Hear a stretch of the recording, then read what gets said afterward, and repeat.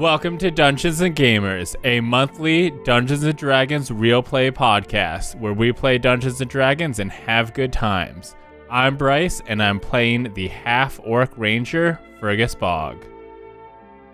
Hi, I'm Erin, and I am playing the bard wood elf Cookie Kebler. I'm Beckers, and I play the bear barbarian, Bear. I'm Matt, and I play the tiefling sorcerer Morthos. I'm Darian, and I play the high elf rogue Belladonna. I am Katie Quixotic, and I am game mastering for these lovely people. Last time on Dungeons and Gamers...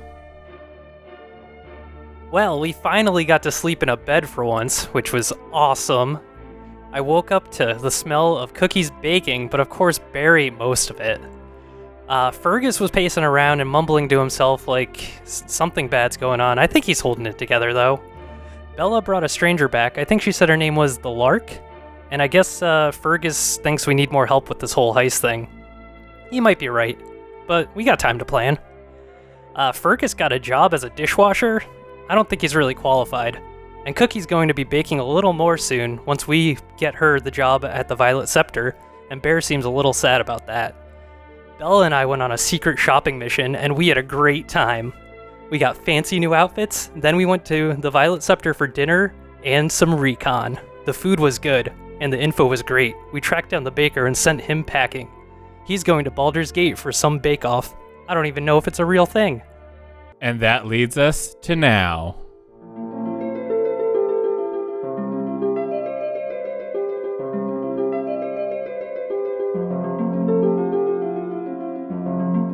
So I figured we would pick back up. It kind of depends on the plans that you all have. You have certain goals that you're going to accomplish before this tournament's time. There are also time for personal goals if you have any during the downtime, as there inevitably will be while you're here for another. I think we've passed like maybe a weekish of time up till now. So 3 weeks or so. You still have to accomplish the goals like specific to the heist, and then also any personal goals. So where would you all like to start? If there's anything that your character needs to do that would happen early on, we can start there, or we can start at whatever like juncture of planning you would tackle next. So last we left off, Cookie went to go stay at the new inn. What was the name of it? Evergreen. The Evergreen. Which I don't think we've established yet, but I think it should be understood we're all operating under code names, aliases. Cookie, what did you check in under? Cookie probably checked in under the name Cherry Berry. I love it. Yeah, and she's obviously not wearing her Kebler uniform anymore, just probably plain normal everyday-ish clothes. I'm not sure. Is it possible she could maybe change her hair color too? Because her pink hair, I feel as if might be a bit too, I don't know, unique or noticeable. Yeah, there's you can like dye your hair in a traditional sense, or you could like buy a wig. It kind of is up to whatever Cookie would pursue. I think Cookie would probably just dye it like just like brown, like a normal neutral hair color. Okay. Yeah, that would be easy enough to do. I'm sure that they're like in a world full of magic like this, then there would be like permanent options, then also options that were probably like mostly reversible. So there's probably even something you could do to color it that like when this is all done and like said and done, you can get most of that back out, so you don't have to just like live with like half pink, half brown hair for a while. So yeah, that should be easy enough. Mm-hmm. Oh, okay, good. Fergus is going under the name Benjamin Key. That's what he got the job under. Bear's alias name is gonna be Dog. Rhino. Mouse. Mouse. Mouse. Is that what you said? Yeah. Okay. Mouse. This not is Mouse, bear. yeah. Hulking. Matt, which one of us is Holland and which one of us is Oates? Think I was Holland. All right. Then I'm Oates. Yeah, I imagine you two probably will be using several names throughout this thing. Oh, I just wanted to I'm establish. sure I'll use a different name every single time. Yeah, I just want to establish that for the things, like, for this job, this is the name that Fergus is given. And then I imagine Cookie's gonna have to stick with her name for throughout this process. Legitimacy reasons. Yeah. That's the name she's putting on the job application. Yeah. Mm-hmm. But I think it might make best sense to just start with getting Cookie the job. Okay. So I don't know if did Cookie think she could handle it on her own? Does she want us to do something? Do we want to, I would imagine. make a big to-do about her, or do you just want to roll in and be like, you need a baker? Are they advertising for this position? Didn't they just put a sign up that he's on vacation? They put a sign up that he's on vacation. Oh, okay. That's all that y'all had. Yeah. That's only changes that you have seen after actually literally watching him leave. There's not a clear-cut path just yet. So they very well could be willing to hire someone. You might have to go talk to them. Maybe they've got a sign up, maybe they don't. It kind of just depends. Yeah, I know that she has a bard ability which allows her to make a big to-do about herself, so I wasn't sure if them wanting to hire her might be better than her just being like, hello, I want job, please. I am job. The Fergus method. Yeah, right. Well, you clearly need help. So okay. Yeah, so Cookie, what do you want to do? Well, I guess initially I just figured she would just walk in and be like, hey, do you need extra help? Okay, so you're just going to go to the casino? Yeah. Okay. And because if they're if it's known to the general public he's gone, then she would know and be like, hey, I know you guys are down a guy and I could just use some work right now and I'm real good at what I'm doing. Confidence is key. Yeah. Okay. Sure. Yeah, I guess that's kind of how I was thinking maybe it would go. Well, let's find Do out. you want to go over there by yourself to check it out? I guess it would probably be best to do that since you're trying to stay separate from everyone else, right? Yeah, I think so, yeah. It's because I'm not sure how else to go about it if someone else was there, so. Don't want to show up with someone else who ends up later on being caught in a heist, or not caught, but noticed perhaps or whatever. Yeah, or for something, sure. yeah. Yeah. Okay. So, what time of day would you go? Oh, probably late morning, maybe around 10:30ish in the morning. So okay. Still when it's fresh in the day, but not first thing. Yeah, don't seem too eager. No, I'm kidding. When people most likely would want a baker, when they're most desperate, that's when Cookie will arrive. I was gonna say, normally bakers start at 3 a.m. but Yeah, but then they're all sold out by noon, and you're like, now I want baked goods. Where'd they all go? Yeah. what happened? Yeah, that's fair. Yeah, I don't know. It's at a big fancy casino. I can see them constantly always making stuff because casinos are open 24 hours. They're open all night, all day, all the time. So they always have people and customers there. So exactly. I see them definitely just keep kind of steadily going throughout the day. Yeah, and the one that left seemed to be at least the head person. There might be people still there working under them. But he seemed to show up around that 9 and 10 o'clock time anyway, which you all would have known from the reconnaissance. So that would be when he was showing up anyway. So it's not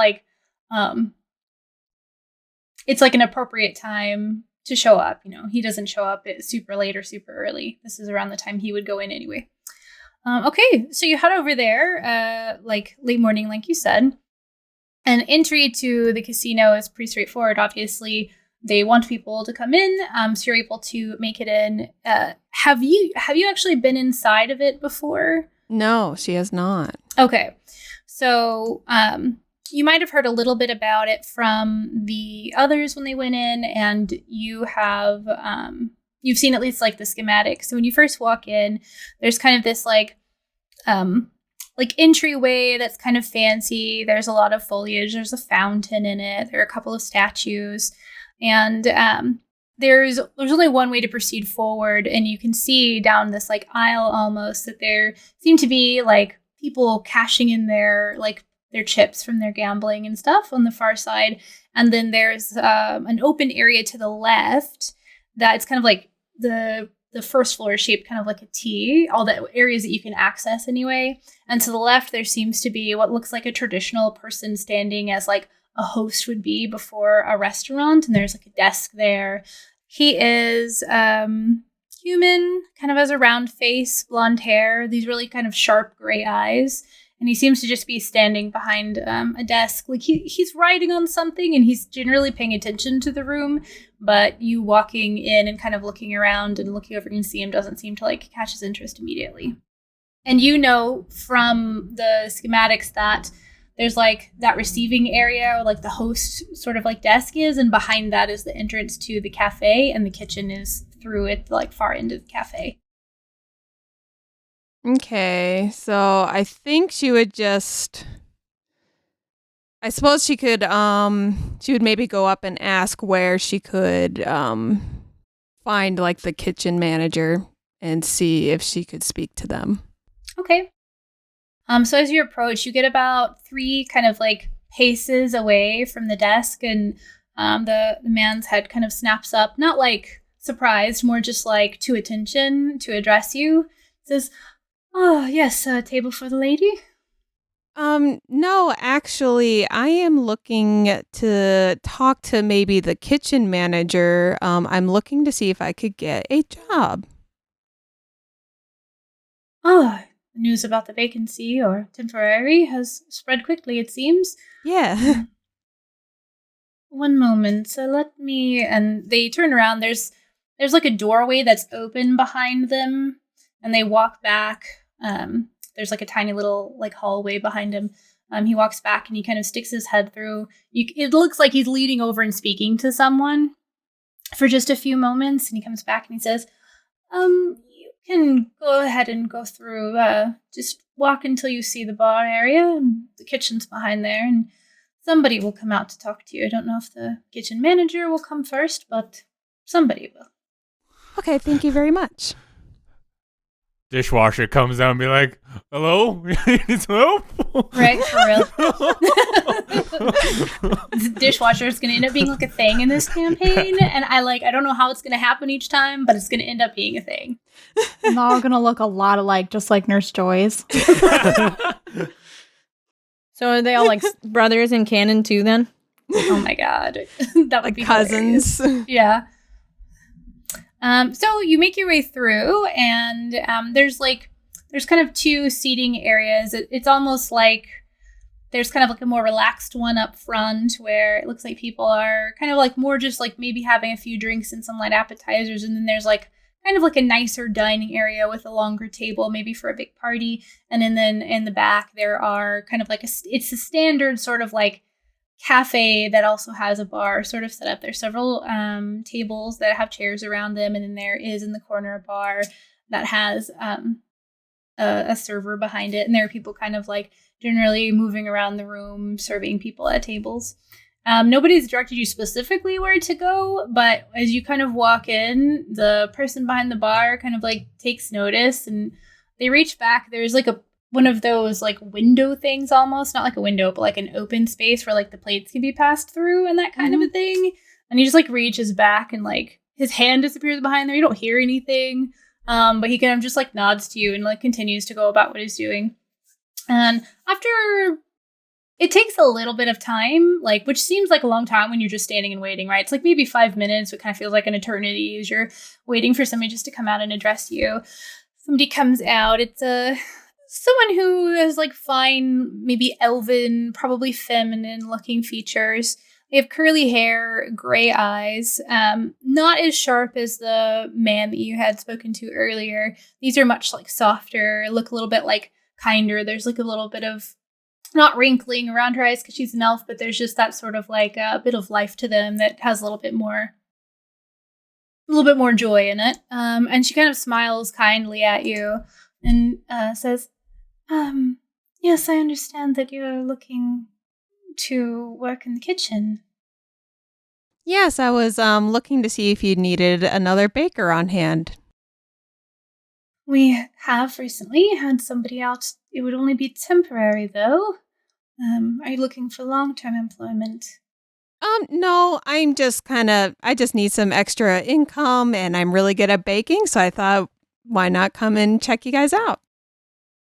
Do you have any pedigree with which you can provide credentials from a culinary institute or any studies you've done? Well, I did study under the great Jordan Gramsci, and I don't know if you've heard of him at all or anything, but, he's kind of a big deal where he's from, and so... Shit, now Jordan Gramsci's going to be like, I'm passing through, I love to gamble here all the time. And they'll be like, oh, your student's right here. Why don't you come say hi? Is that a real person that worked with the Keblers at any point or in the culinary world? Or do you think that she's making that up because she's going to try to, not leave a trail? It's up to you. That's the thing I wasn't sure. I knew if they were going to ask about training, she's going to say she trained under some sort of Gordon Ramsay-esque I love person. This is really funny. Yeah. It's raw. Exactly. But I mean, they can be real and you're lying. Yeah, I feel as if he is a real person that's there, but he's very far away. Okay. So he's not there very much. Yeah. It's got to be at the Baldur's Gate Bake Off. Yeah. Yeah, he's a judge. Oh my god, that would be so funny. So let's see if that name rings a bell to her. He's pretty famous, so it shouldn't be too difficult of a role. She's not a super bright though. I didn't add the modifier on there, but that's still a really low roll. So you see her kind of do the thing where somebody looks up and they're accessing their memory banks. Go ahead and make a persuasion check for me. And you mentioned earlier you might have a feature that applies to getting people on your side or something. So if you have something like that you'd like to apply to this, let me know what it is and what you want to do with it. Well, Cookie rolled an 11 for persuasion. I'm not sure exactly what you're referencing. You have it's one of the bard things that let me look at your character sheet real quick. Enthralling performance. Once per short rest, you can choose 2 creatures that watch and listen to you perform for 1 minute. Each target makes a wisdom saving throw, DC 12, and is charmed if it fails for 1 hour or until they take damage, blah, blah, blah, blah, blah. Oh, so you should offer him a sample. I was going to say, I think for Cookies, Performance would be baking, yeah. Modus operandi, yeah. You could talk to them for a minute, if you wanted to do it that way. But I think that you can tell me what you would like to do. Mm-hmm. She kind of looks like she's accessing her memory banks, and she kind of looks at you and says, "That does ring a bell. Can't quite place it." Yeah, he's not really around here. He's kind of pretty far away, so it's possible, his name isn't thrown around too much. But I mean, if you want, I can just bake something for you and you can judge me off of that. That was going to be another step, of course. I feel like I've heard of that name. Maybe he's from Cormyr. What do you specialize in?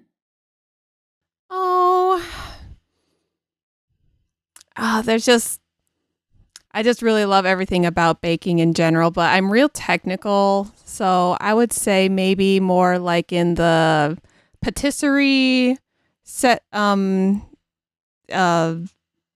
elegant stuff like that. I can't think of all the words right now. You're fine. Strudels. Yeah. So she kind of like nods and she's like, one moment. She looks like she's been distracted this whole time by trying to think of who this person is. So like, as you're talking, she's kind of nodding along, but she's not looking at you anymore. And she turns around, she disappears into the kitchen. There's like a swinging door there kind of thing, like very typical. So it's easy to get in and out of without having to touch it with your hands. There's another few minutes pass, and she comes back out and she just kind of waves you in. And there's you enter and there's a very typical like busy like cooking scene. You know, you might be more familiar with baking environments, but any sort of kitchen I think is still pretty similar, where there's like people running around and hustle and bustle, and there's like a very well-oiled machine assembly line sort of thing going where people are preparing like their portion of whatever, you know, they're a part of. So as like plates are whipping around and people are kind of scurrying back and forth, she's leading you through and waving you over to kind of like a corner that's not being used at the moment. And she says, lemon bars. Are you good with lemon bars? Yeah, lemon bars are great. I can do with that. It's one of the favorites around here, so... They're really good. Yeah. They're You really had Bear good. constantly showing up and asking for lemon bars. Yeah, when What's she up? first was like, what do you specialize? I thought Bear was going to like Kool-Aid Man through the wall. Oh, yeah. Someone said lemon bars in like a 20-mile radius. So I must. If you say lemon bars 3 times, she appears. You don't even need a mirror. You can just look in the reflection of like the water that you're using. Yeah. Oh my gosh, I love it.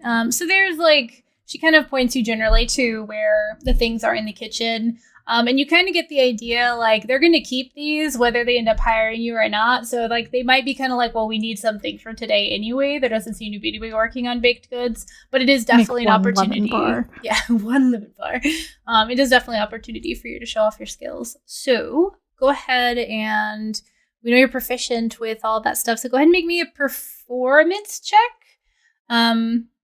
She's going to kind of like stand back and she's going to be doing other kitchen things as well, but she's watching you, of course, as you're going. So if you wanted to end up engaging that trait, you could do that.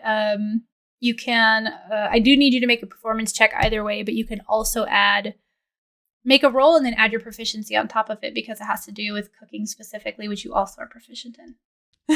Yeah, Cookie rolled a 23 on the performance check without the bonus, so Love it. so I guess 25 with the bonus. Yeah, so I, on behalf of the NPC, rolled a 12. She has an additional 3 bonus to that, so it was 15. So she's watching you closely as you're working, and you don't feel scrutinized and like they're kind of like watching you like a hawk because they're worried. You feel like she's definitely evaluating your performance.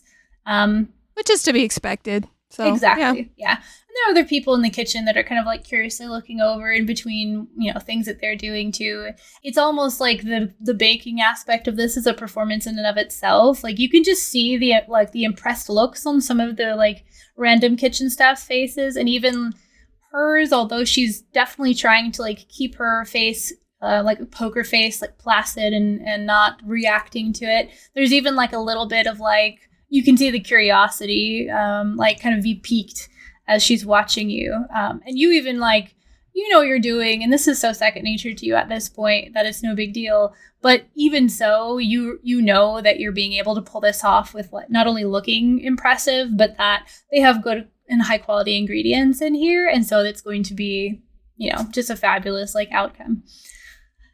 So they come out of the oven. Did you want to use your feature? You don't have to, but you could. Sure, we'll go for it. Okay, I was going to say, because this will be the, like, you're actually doing something for at least a solid minute. Mhm. And that's not me prompting you to use it, like, No, honestly. yeah. But you totally could here. Enthralling performance. Okay. Can attempt to inspire wonder in your audience by singing, reciting a poem, and dancing or baking.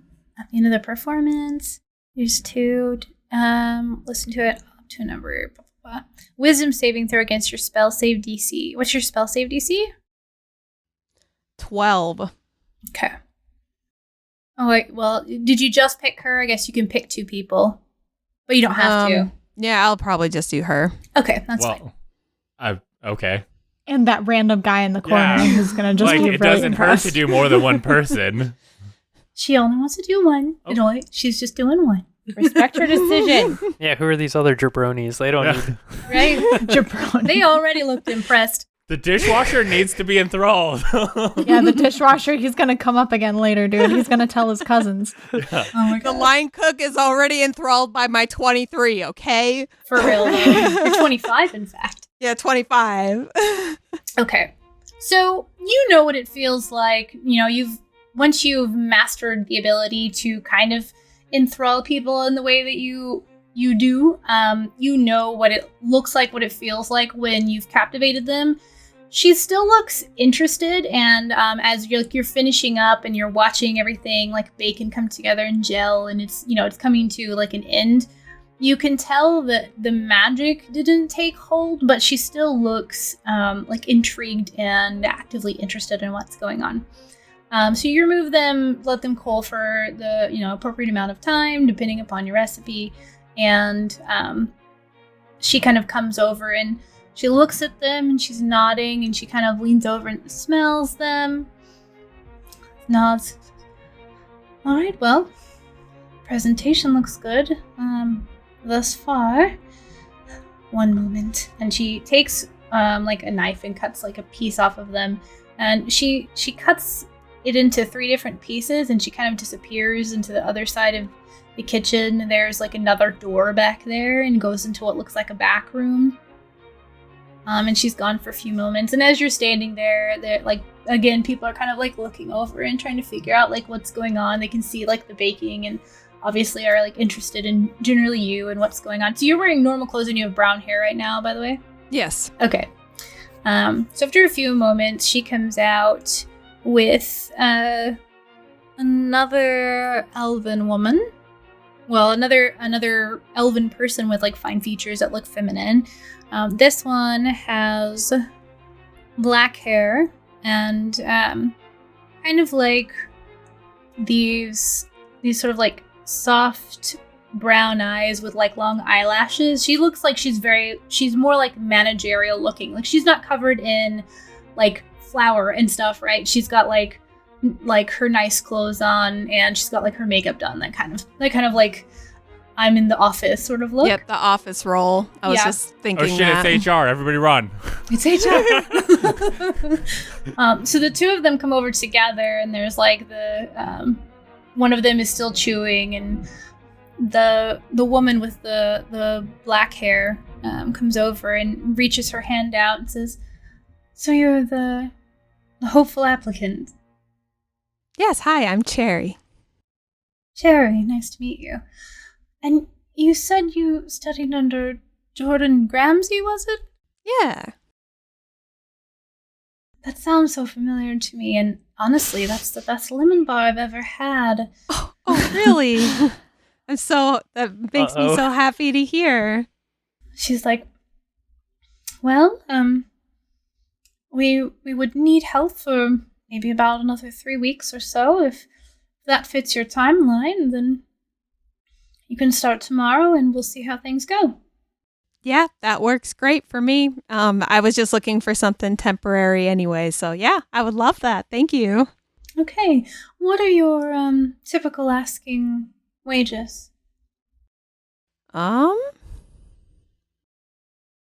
That's probably I a don't know, slightly what unfair seem- question. Yeah.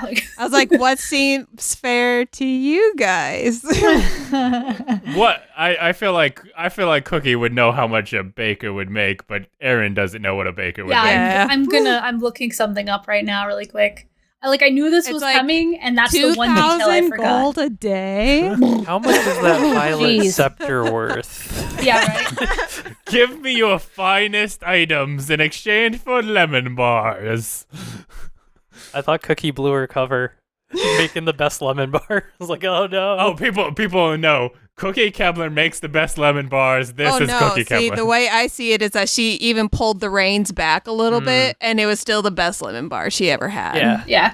They won't know that it's a Kebler. Yeah. She definitely did not use the Kebler recipe, 100%. Normally, when she's making a real bar, it'd be a 30. She knocked it down to 25. You didn't add the lemon zest, so Yeah, I mean, it's like it's not quite as lemony as it should be. It's not the bear recipe. It's not what yeah. Yep, it's not for bear, so it doesn't have that love for bear for it. Aww. Oh, that's the secret ingredient. Love. Let's see. So, skilled workers, anyone performing a service required proficiency, are paid 2 gold pieces per day. So if you were typically going to earn about 2 gold pieces, well, you would typically be earning about 2 gold pieces a day. So, I mean, it's pretty typical in a place like this to have a couple of days off each week. So that puts us at, 28 gold would be for like the rest of the month. But you can, if you want to give them the opportunity to make you an offer, you can, but that's what you would know was about like average. Okay. I think Cookie would just kind of play it safe and be like, yeah, about 28 gold would be perfect.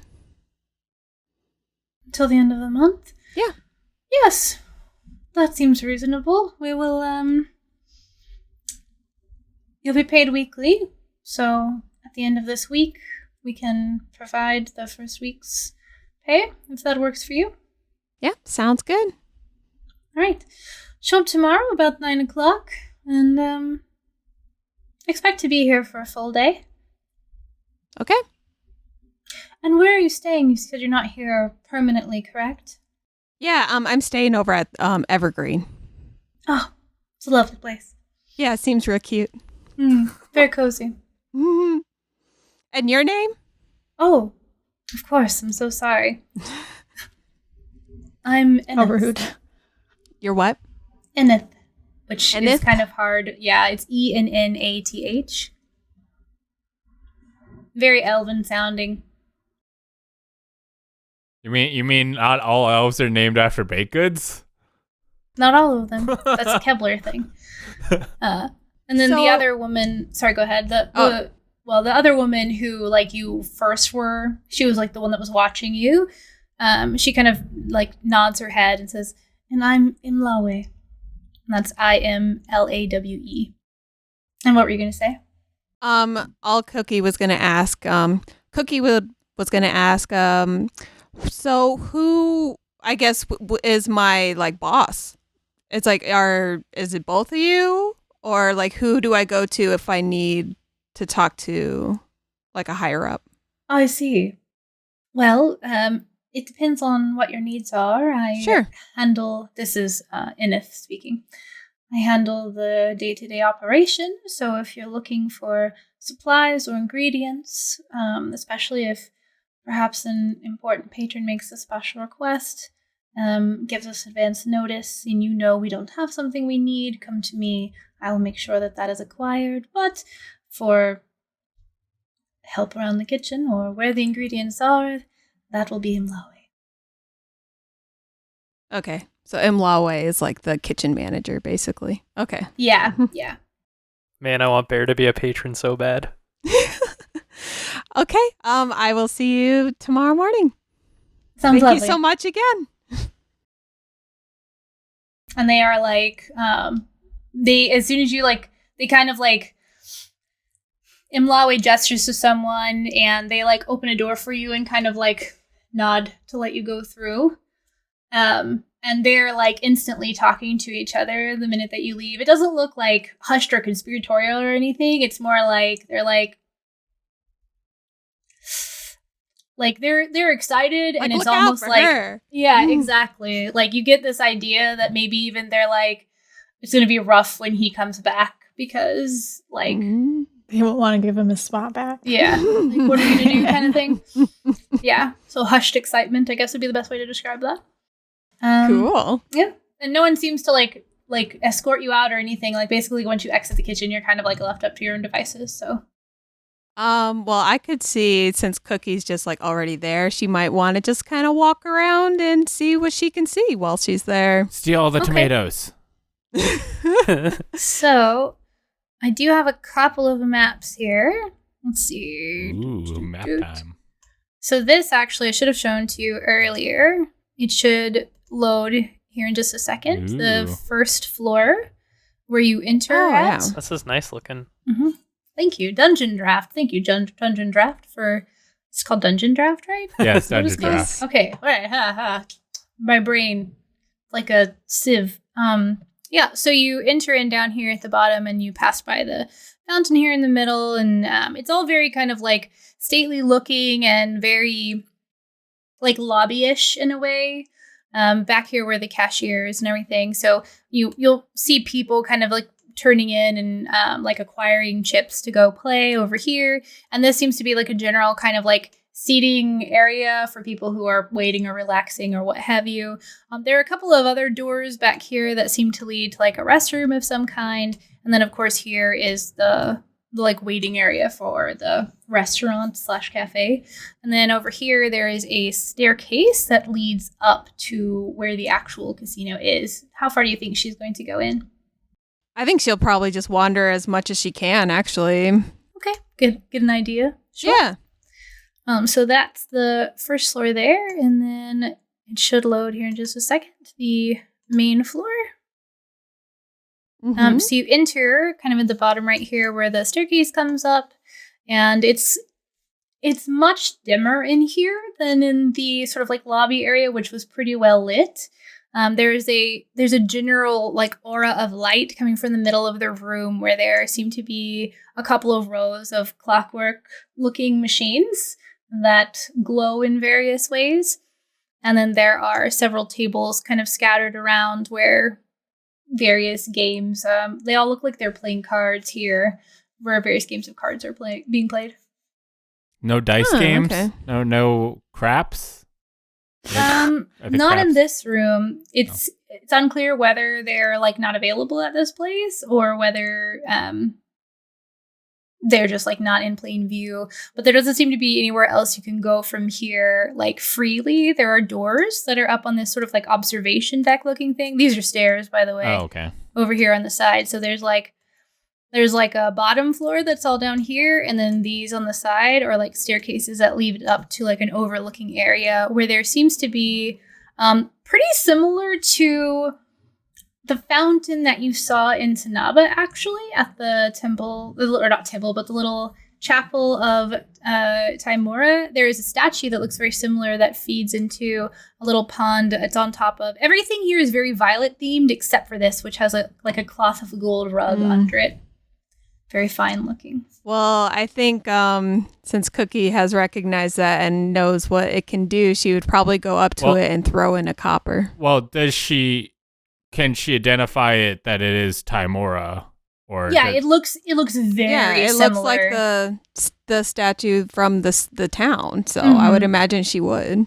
Okay. Yeah, it's like the same imagery, the same general shape, like the clothing style is the same, the face of the woman looks the same kind of thing. Interesting. And there are some coins in the bottom of that one. It looks like this is typical imagery of Tamura. Like if in real life you would go somewhere and you would see like a symbol that represents like a real world faith or something. Like it's something that's not knowledgeable, recognizable like that. Like a Pikachu. Yeah, there you go. Perfect. My favorite faith. Fat or skinny Pikachu? Doesn't Fat matter. on the way. Fat Pikachu is my religion. Chunkachu. So you said you're going to toss a copper in?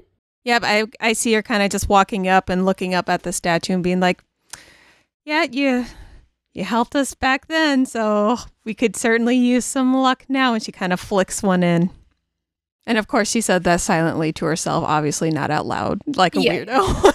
No, you're fine. Hey, you know what? When you're by yourself, sometimes you just got to talk to yourself. It's totally That's true. fine. That's true. Yeah, and sometimes when you're not by yourself, you should talk to yourself. Yeah. 100%. All right, roll me a percentile die. Cookie rolled a 34. Or did Okay. or did Sherry roll a 34? You said you're tossing in a copper, right? Yeah, just a copper, yeah. Okay. You toss in a copper and the coin like breaks the water surface. It's not like a still surface because there is like a little dragon's head at the bottom of the statue that's got water coming out it that's feeding into the bottom. So there's already like a ripple from the water that's disturbing it. But as it passes through the surface, there's like like a glint on it that just kind of catches your eye. And you just have that sort of like feeling of being heard. Like there's no like warm fuzzies that pass over you. You don't like somehow end up with like a scroll in your hand or anything like that. But there's just this like I don't know. It was particularly shiny in a way that like the other coins in there just aren't for just a second as it was going in, and then it landed. And there's just like a contented feeling that you have. Okay. I think she would just kind of go like, all right, and then just kind of be on her way, just wandering around some more. And somewhere Rokuzen's armor glows. Yeah. Wherever he's back at the village, he just starts glowing all of a sudden. Mm-hmm. Yeah. So there's a lot that you can see in here. There's some like gargoyle-esque type statues that are kind of hanging off the observation deck that are looking over these tables. The larger ones seem to be not only for larger parties, but higher rolling tables. And then the smaller ones do seem to be both like smaller party-oriented, but also like lower buy-in tables. And that's the kind of general information that you can glean just by walking around. All right. Can she go up the stairs? Yeah. You can go up here. You had to go up the stairs to get to the observation area where the statue of Timora was anyway. Oh, okay. There's this is like a wall down here. That's where like the room ends. And these stairs that go up are like to a second floor. So you can go up there and you can see that there's some door back here that's like unmarked. And there's also a door over here that's unmarked.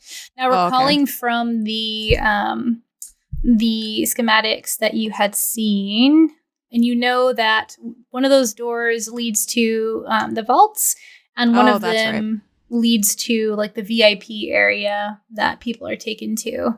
Okay, yeah. So, or at least that's what they knew. Yeah. That's what information they had to provide. And Lilia noted when she spoke with all of you that, you know, it's very tight-lipped, it's hard to get in back there, and so getting information is a little bit difficult, but that's what they've been able to piece together. So vague, you know, it's probably at least about right. Maybe there's some like additional elements that they don't know to account for, kind of thing. Okay. Is there like a guard at the door, at any of the doors? There are at the doors back here. There's one on either side, and then the door over here. There's like a little wall on the other side of this staircase too. So this is like a little hallway.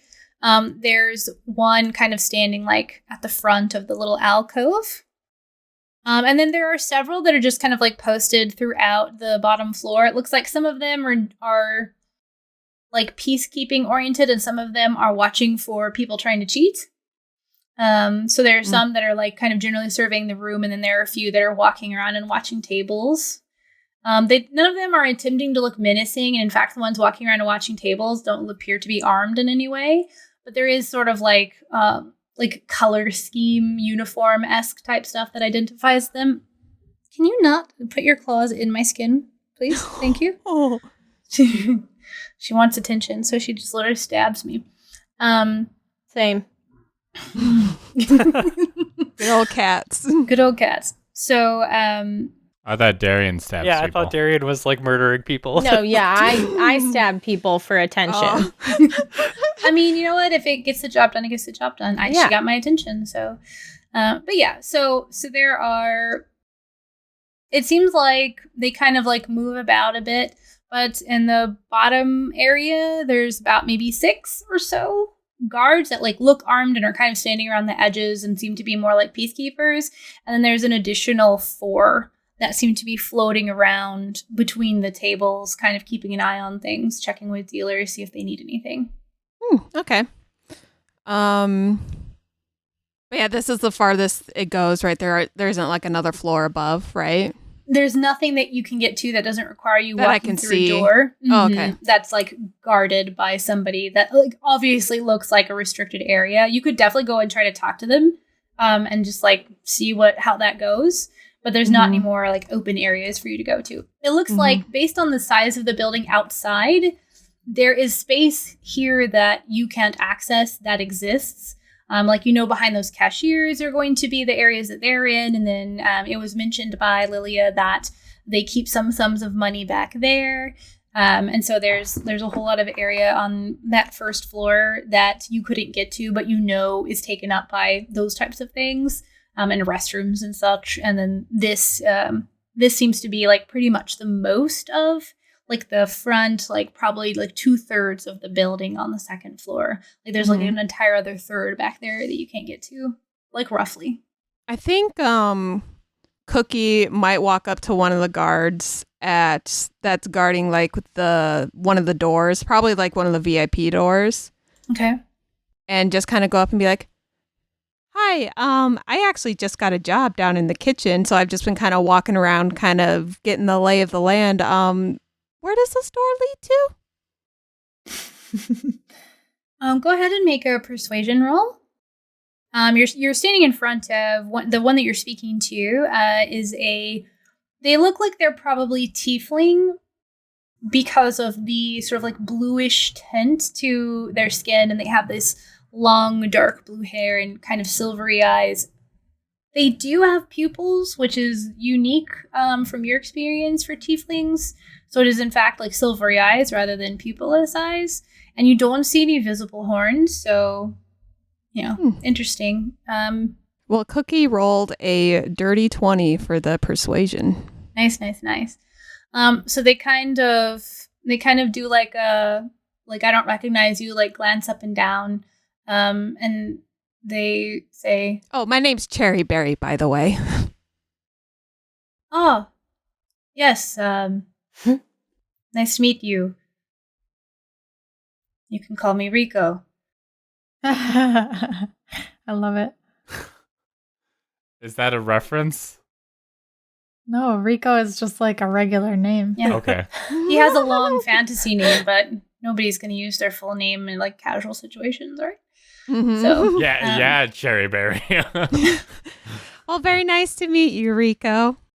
he looks you can't see because of my flower crown. He has like an eyebrow up, and he looks like a little like "you must be new around here" kind of thing. And he's just like, what position did you? Oh, I'm going to be one of the bakers in the kitchen. Ah, down there. yes, okay. That makes much more sense. Since the head guy is gone for a bit, I'm kind of filling in his role while he's gone. Well, hopefully you're better than he is. He talks a lot, but his cookies are always dry. Oh. Oh, get wrecked. Well, I'm not going to brag too much, but I mean, Enith and Emma, what's her Imlawe. Enith, yeah, Enith. Enith. We'll go with Enith, yeah. Enith and Imlawe said that I made the best lemon bars they've ever tasted. So I love this I'll cookie. just leave it at that. You want Cherry to stay, don't you? Let's get rid of Cookie. We want Cherry now. Cherry's got a little bit of a sour side. I love it. He kind of looks around, and he like glances over at the other guard standing by the other door, and he says, "Listen, there's a whole lot of pomp and circumstance and rooms with fancy things. There are sitting rooms and places for food. He likes to show off. He looks like these are the sort of things you're not really supposed to like talk about, especially not with someone who's like new, but Yeah. like you've been But she's so persuasive and cute. intriguing enough that he's kind of like he's giving you like the bare minimum that's like he's probably still not supposed to say, but he's not like he wouldn't say this to just anyone who walked up, kind of thing. Like you feel like you've maybe established a rapport or gotten a little bit out of him, but he just can't say anymore because he like was like looking around, like not necessarily nervously, but just kind of like listen, kind of thing. If that makes sense. Okay, yeah, no problem. I was just wondering what was up. So Is all. So to be clear, this guy's answer was that there's lots of stuff. He said that there was like like a receiving area where there was like a place to lounge and like eat food and stuff like that. Okay. Where he takes special people to show off because the goods, like the good stuff's further in, is basically what he's like. He's like, yeah, this is one of the ways you can get back there, but you can't get back there right now, and that's all I can say. Is kind of like basically what he's like conveyed. Okay. All right, cool. Well, maybe I'll be able to deliver some good baked goods back there to some special recipients one of these days. What should I make to bring to the break room tomorrow? Do you know how to make bread pudding? I sure do. Some of that. Gotcha. Thank you so much, Rico. Thank you. Oh. And then she just leaves after that. Bread pudding's not a pudding? I feel lied to. It's not.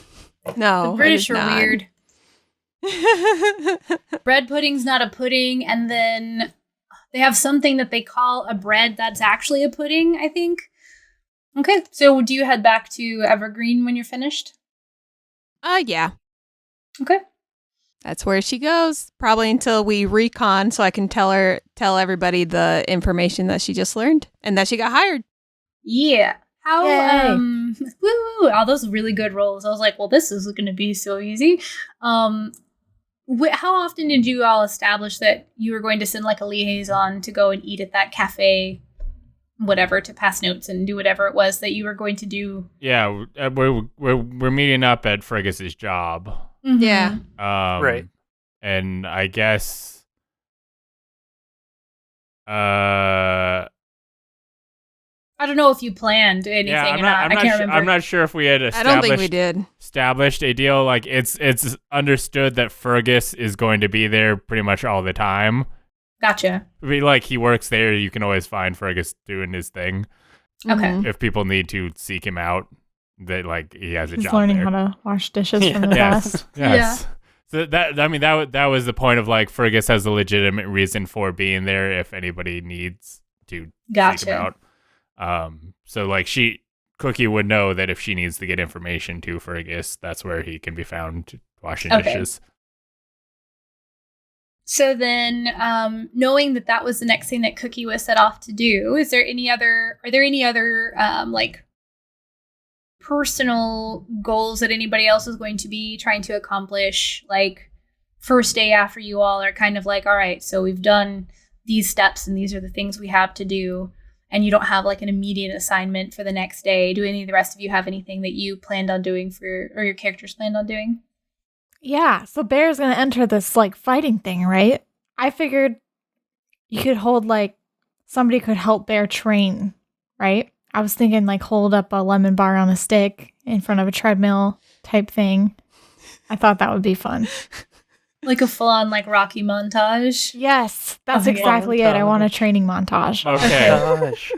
Okay. Did you say this to Cookie before she left, or are you trying to communicate this to us somehow?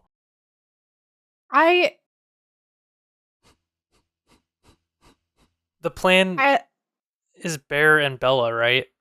For entering the tournament, yeah. Okay. I mean, Bella's basically there to heist. Bear's there to tournament. Bella's a capable fighter too. Yeah. I mean, she's got half the hit points of Bear, but okay. I mean, there is that. But, She's like, in melee and I'm ranged. Easy peasy. I see this as I don't know what the situation is, but I almost picture it like a boxing ring type situation where you're kind of like close combat. It's not like a hey, there's not a ranged option. It's not like the Hunger Games where you're in an arena. Yeah, yeah. I guess. Although it looks like an arena. Although you are kind of in an arena, right? Yeah. Yeah, I mean, but Mm-hmm. Yeah, so I guess it's more than that, though. Did you tell Cookie that you were going to want that, or are you going to have to try to like explain to them? Now I think you know. Have you seen Fergus talk to Rascal at all? Has he done that? Has he talked to Rascal? Like, Look, Fergus talks to Rascal. Rascal doesn't talk. He doesn't have speak with animals. So okay, I say that's okay. Just kidding. yeah. So Fergus talks to them in whatever connection they have. Him being the animal companion. So I would imagine that he could understand more than normal just because they have that link, but The not bond. Yeah, but not so much that he can literally talk to him. Gotcha. Okay. But if this was something Bear wanted to do, you could definitely have told Cookie. And like, yeah. I think this would have to be something initiated by someone else who wants the heist to succeed. Okay. Because Bear is probably just going to be laying around Okay. otherwise. Is Bear just at the suite hanging out? I guess. I don't know. Okay, so because like Morthos is too, right? I'm just sitting around like. Okay. We're So swagging. did anyone else have anything? Because I wanted to do a thing. Okay. So You wanted a training montage? No. So I think Fergus needs to have a conversation with everybody, at least the people who are still here at the suite. And Fergus is kind of he's got the schematics, and he's kind of like taken little objects around the suite and kind of like been moving them around like the board, kind of like planning stuff out. And sometimes he'll kind of like move pieces around and just kind of go and look frustrated, like the pieces aren't quite like falling into place the way he'd hope, especially once things get close to the gold vault, because that was like the location of that was unexpected for him. So is everybody at the suite? I guess everybody would be at the suite when he initiates this conversation. So I don't know when you guys feel like, what time of day were you guys all around? Night, day, morning? Either early morning or Yes. late at night. I Because Cookie's working a full-time job. well no Cook I don't see Cookie's. She's not here. Okay. Oh, 'Cause she's Sans staying. Cookie? Yeah, yeah, because All right, she's whenever. staying at the Evergreen. Yeah, so I'll yeah. tell the It's like- rest of you. yeah. Cookie doesn't come back to the suite ever because she can't be seen with us. Oh, She's too cool. yeah, Um, whenever. So it's like the middle of the day, and we're all just like sitting there, like Yeah, tossing just a ball like- off the wall. And yeah, so Fergus has kind of been had the schematics laid out and kind of like moving pieces around, and he kind of looks frustrated, and then he kind of looks around at everybody and goes, "We need to talk." And Fergus looks at Morthos and then like over at Bella and goes, I have a feeling you guys are hiding things from me, and I don't need to know what your whole story is or whatever, but if we're gonna pull off this job, I need to know what you guys are capable of. So, if you have some fancy spells or cool abilities that are gonna get us through this, I need to know that if we're gonna make it through this heist. So, What's your plan of attack? I mean, This is your heist, bud. yeah, and my plan kind of went to shit when they put the vault in the collection.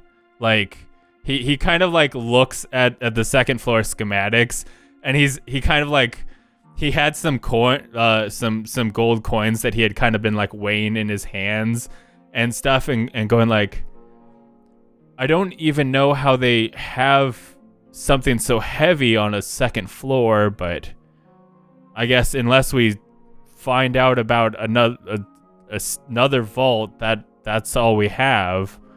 So, I mean, the goal is for you and Bear to get into the collection, and you grab the necklace while we distract them, but that's iffy because the plan was to distract them by robbing the vault. The vault's next to the collection. You see where the distraction would kind of fall apart. So Yeah, it sounds like you got quite the predicament on your hands. yeah. So I need to know what you guys can do, so I might have another options available. And so to explain, Bryce, the player, has seen your character sheets and knows, okay, this is she's a rogue, but obviously Bella's been very cagey. She has not revealed that she is a rogue. So he only knows what he can infer. He knows that like she's obviously part of some organization that is secretive because he has met the person and they don't work for the city. That he's not that dumb. I'm going to interject for a second. In the interlude, you did specifically ask her for the less than legal type. Okay. Yeah. Which we obviously none of us remembered in the last time. Okay. Well, so Fergus doesn't know that she's a rogue. And Fergus only knows what spells Morthos has based on the ones that he's seen him cast. And so that's all Fergus knows because you guys are cagey with information.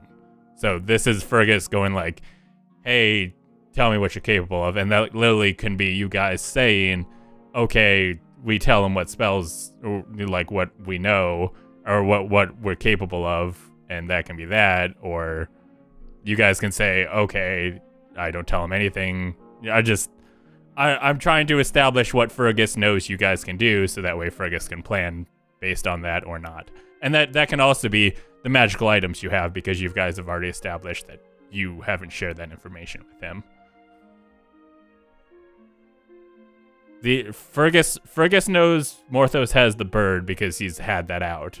As for everything else, I don't think Fergus knows about. I mean, you've seen me in a fight. I'm not much help there. I'm probably better off, playing some table games or something and making a distraction that way. Fergus looks at the map at just kind of like he's taken some God, I'm trying to figure out what like objects there might be, like small objects there might be around a suite. It's like quill and paper. You could have like drawn little symbols. Yeah. There was a kitchenette, so there's like random little like kitchen things you could have put, like coasters. Yeah, so I think he's maybe ripped up little pieces of paper and like marked them, and he's like they've got G's on them where he thinks like if he was running this casino where he'd place guards. And he looks at Morthos and goes, if this turns into a fight, none of us are gonna do too well. So I need to know what you can do beyond that. I'm seeing you, and I'm hoping you've got some skills beyond the fighting, or else hoping you have some type of skill, or else I made some mistakes on picking my team.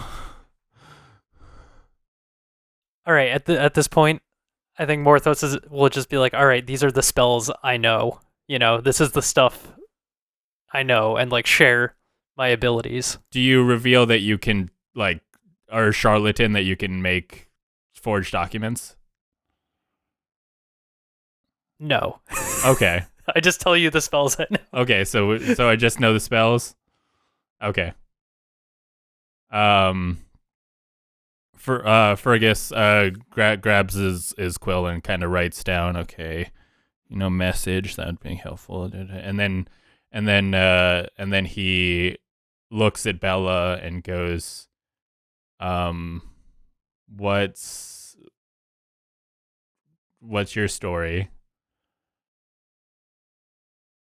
Well, there's not a whole lot to tell, but if you have an idea of where the necklace is, I can try to scope it out. I mean, Fergus goes, I mean, it's in the collection. The problem is we don't know where. It could be in the back section, and he gestures at like the VIP section that has that like secondary level of guards, or the front. We don't know. And I mean, we can send you in there to look for it, but that still begs the question of what do we, once you and Bear are in the collection, how do we get you able to steal things without getting caught? And so you say you're capable of stealing, are you? And he just kind of like quietly goes like, rogue? Is that a thing? Like, do they call themselves by their class? Because I don't think at any point Bella would actually call herself a rogue. I feel like that has to be a thing, that there's... I feel like people who aren't rogues would probably use terminology like that, because that's like rogues and brigands and blah blah blah is like, a rogue is also like a descriptor, right? But I think people who are rogues probably would never use something like that, because they're like, oh, I'm way more than a set of skills. Come on now. People would call me a ranger. People would call Rakuzen a paladin. My eyes are up here. I'm not a rogue. Yeah. But, so. What's the quote from? Oh God, what is that movie even called? Taken. Have a particular set of skills. Yeah. Okay, what is the quote? If we're gonna...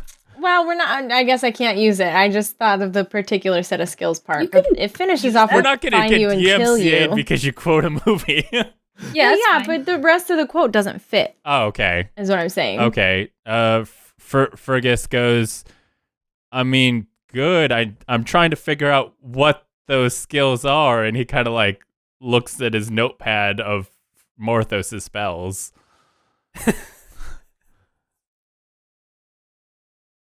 I didn't realize I came here to be interviewed. I'm not really sure I'm comfortable giving you my whole profile, but I told you I could help you, and either you can take it or leave it. And Fergus just kind of goes, fine. That's gonna hamper my ability to plan things, but I'll make do with what I got. And he just kind of like goes back to the board that he has laid out, and at least kind of like he grabs the piece that he's marked for Morthos and kind of like moves it around kind of a little bit more gleefully, knowing that like, okay, there's more options available to him now. Bear, what did you tell him? I'm kidding. Oh, I'm kidding. There's a lot you don't know about Bear, okay? There's a lot of special skills. I can talk to animals. I do think that like Fergus, after having that conversation, Fergus does kind of like look at Bear, and I think without Cookie around, Fergus has kind of like been trying to take care of Bear, like, you know, give him food and stuff. Trim my nails. Is that something Bear or Cookie did? Oh yeah. Yeah, we get pedicures. Bear's like really pushing it, just like, yeah. Tapping the claws on the table. And Fergus like he's seen Cookie talk to Bear, obviously using the spell, and he just like tries. He's just like, Bear, do you have anything you can do? And just kind of like gesture like, Bear, do you have anything you can do to try and communicate, like just kind of like force speak with animals, like out, like, I don't know how this spell works, but maybe if I gesture enough it'll just happen and they'll understand what I'm saying. Bear's just gonna let out a nice big burp. and Fergus just kind of goes, and then goes back to the map. Morthos says, All right, I'll try this. Rah rah raven. And I cast my raven, Okay. and I'm like, talk to bear. Is that a thing? Does that help? Turns out the bear has speak with, or no, the raven has speak with animals, but of course the raven can't speak to you. Yeah, I can't understand the raven, right? Did I give you the stats for the raven? Not that I know of. So. I don't remember at this particular juncture what all it does. So let's see here. It takes my command, and when I throw it within 60 feet of me, it becomes a living creature if there's room for it, which I assume within the suite there's room. Yeah. It's friendly to me and my companions and understands me and it obeys spoken commands. If I don't issue commands, it'll defend itself but do nothing else. It exists for 12 hours or till it hit points drop to 0, or if I just call it back. And I can't use it again for 2 days. Okay, so you know that it can understand you. Right. So you can tell it to talk to bear, right? Right. So it like turns and it looks at you, bear, and it starts like chirping, like, and ravens. I don't know if you've ever heard an actual raven's voice. They have a super low, creepy voices. So it's like this like low, scratchy, like rah, rah, rah, rah, and it's just like unsettling almost. And it's got like this like metallic like tinniness to it too. You can't understand anything that it's saying. It says nevermore a lot. Yeah, right. Nevermore. And if you haven't actually heard a raven speak, literally go Google it. It is like super it's unexpected really and creepy. Yeah. So yeah. So it definitely like turns to you and starts like trying to communicate in some way, but you don't know what it's saying. Unless Bear knows bird. Well, unless Avian? she casts speak with animals, because she has that spell. Oh my god, wait, I forgot about that. Yeah, when she reached level 3, she got speak with animals as a ritual. That's true, actually. So that's up to Bear, if Bear does that, though. Okay. So Bear's gonna cast speak with animals, and it's a 10-minute ritual. So there's 10 minutes, and Bear's gonna there's an imaginary circle on the ground, right? Mm-hmm. Bear's gonna be dancing around the edges of the circle, kind of like a sumo wrestler type stance, and like flipping back and forth and doing like lots of moves and going like there, those kinds of moves. That's 10 minutes. That's Okay. the whole ritual. So for the rest of you, Morthos looks at the raven and says, "Talk to Bear," and it turns to Bear and starts talking, and then Bear starts doing that. So for all you know, this is communication going on. Like Bear is sumo, like interpretive dancing back to the bird, who hasn't given any information to you yet, Morthos. But this goes on for 10 solid minutes, and then your ritual takes hold, and you are able to communicate. I think it's. Does it say in the spell that it has to be beasts that you speak to, or does this allow you? I to sure speak hope to, not. Yeah. Well, you would be able to talk to the bird. Yeah. If so, Yeah. let me go look at your. I mean, it'd be the normal speak with animals spell. Beasts. Yeah, but I wasn't sure if it said creatures because, of course, it's assuming that this is a humanoid type Yeah. creature casting it. So it could just say animals, in which case a humanoid would be an animal. But if it says beasts, then okay. So you can talk to the raven. The raven, you presumably when you cast this ritual, you are under the assumption that hopefully this will work, kind of thing, right? So the magic takes hold, and you feel it, like the connectedness that like communication requires, I guess, with this like bird. And what did you tell him to ask, Morthos? I just said, speak to Bear. Oh yeah, so it's just like all of a sudden it starts like making sense that this bird is just talking about like what it looks like to fly over the city. Like they're just mumbling stuff about like the tops of buildings and things that they have seen. You know, funnily enough, I also have beast sense, which I think. Doesn't that just let you see through their eyes? Yeah.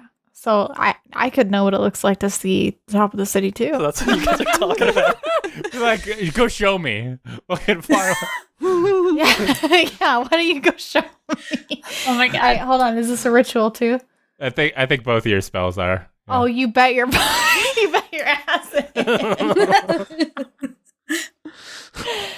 Okay, we're not doing that. I'll be like, that's cool. So with like you said, we're seeing this and going like, it seems like they're communicating through like dance or whatever. So Fergus kind of looks at Morthos and goes, ask the Raven to ask Bear what they can do. The Raven has like been squawking at Bear this whole time, and Bear makes some sort of like stops dancing and makes some kind of like gesture and makes some like noises, and the bird, like, you feel that connection with you communicating that Bear thinks like the tops of the buildings nearby are cool. That's what you've gotten so far. Okay, It doesn't seem like this was prompted by Fergus. It seemed like this was like coincidental timing. Hey, Raven, ask Bear, what can you tell Fergus that you can do to help with the heist? The Raven turns to you, Bear, and relays that message. I'm like really strong. And you wouldn't believe how much I can eat. Okay. We don't get that message, right? Yeah. Yeah. Well, the bird can communicate to you. Oh, it can? Then that's what you said on the thing? Hold on, let me look. It understands me. I don't think it can speak back to me. Oh, I thought that it got to like give you like impressions of things. Here, hold on, let me get a look. Because if so, then this whole thing was pointless. I think this is a one-way conversation. I mean, Well, the Raven knows. What the Raven knows. Okay, hold on one second. Let me look. Actually, see the panoramics of the I have a screens thought again. on what to do with this. yeah, I have a thought too.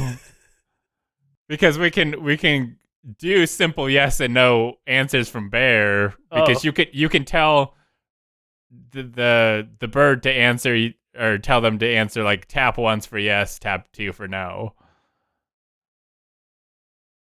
That's way simpler than my solution, which was we're going to send the Raven to Cookie after this, and then Cookie will decipher the message. Cookie's going to talk to the Raven and then transcribe it. And the Raven will carry it back. That's not easier. Yeah, I think that the most you probably can get from the creature or the thing is like impressions. So you just get like the impression of strength and hunger. Ask the bear to write it down. Bear cannot write. Damn it. Morthos, why didn't you teach your bear to write? What have you been doing? Now you're Morthos as a bear. That wasn't part of the montage. What do we need to do besides kill with Bear? So Fergus I can talk to birds. goes, do they have any spells?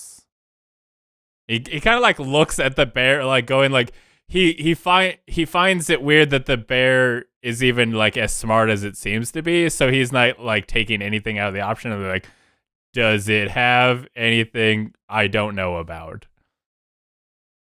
Can Bear do magic? Dance around if yes. I was just gonna say, Bear's gonna stand up and start doing, like, mimicking that ritual again. Okay. Well, since this was a simple yes or no question, Fergus is gonna suggest the tap once for yes, tap two for no. I love the dance around if so though, because then Bear just gets up and starts dancing around again. Okay. So you get your answer either way. But next time you can suggest the yes or no, yeah? Yeah. It's like dance for yes, sit down for no. Yeah. Fergus. Okay. Gosh. Fergus asks. I think at this point Fergus is like looking at Bear, assuming that Morthos to just tell the bird to translate, and he goes. He looks at Bear and goes, "Can you gesture what spells you know?" I'm gonna like take a little bit of a swipe at the bird. I'm not trying to hit it. I'm just trying to like that. Like what? Whack it away or? No, like that's a gesture. That's a gesture. So you're like gesturing at the bird. Yeah. So what Bear is getting at, so like you all were like, oh no, we can't talk to Bear because we aren't animals. And then Morthos is like, maybe the Raven can do it, but the Raven couldn't do it. And then Bear did some stuff. And then all of a sudden it seems like Bear understands what you're all getting at. And so Bear is pointing at like the vessel of communication. Okay, so yeah. Bear, I'm gonna turn to Rascal now. Okay. And I'm gonna tell Rascal to start barking. Okay. Yeah. Ask Rascal. Let's be polite. Well, okay, roll a persuasion. Yeah. Oh, okay. I rolled an 18. I think Rascal is kind of like been like, okay, I've been traveling with this bear for a while. They seem chill. And goes, do you say why? Yeah. Sure, I'll tell him. Caillou barks so that he knows I'm talking to you. Yeah. So then How's I think Rascal would listen and start barking. Yeah. And then for Inside barks. Yeah. Fergus looks at the bird, then looks at Rascal and goes like, I think they know speak with animals, and kind of like in a really like weird way of like, because they're an animal, it seems whatever. He looks like super confused, but also like this is clearly what's happening. And then Fergus goes like, anything else? Bear's pretty tired of this at this point, so she's just gonna sit there. Okay, are you gonna do 2 for no? Or are you gonna? No, just sit and stare at him. Okay. Mhm. I'm just gonna look Just at him. unamused Like, now. is that not enough? Okay. Where's my lemon bar? Okay. Then Fergus just kind of writes down bear speaks with animals and goes, that's something. And goes, okay, thank you. And goes back to the board. And then Fergus looks at Bella and goes, I mean, you have a point. As he's examining the collection room, and goes, do you think you can pose as VIP? And he like notes that they had the outfits earlier that he saw them in, to get into the collection and see if you can find the necklace. That depends. How much coin do you have on you? Have 83 gold. May I borrow it? All of it? As much of it as you can spare. Fergus actually needs like a decent amount of this for later, so he'll go. How later? Like, as probably the next thing after this. So. All right. We're gonna go get turned. Oh. So Fergus goes, I can give you I can give you 40. I'll take it. Morthos, do you have any coin left? Yeah. How much? You can lie. It's fine. I mean, like 25 after we bought all those outfits that I might have to pay for. Can I have it? I'll bring it back. Oh, okay, yeah. Here's 40.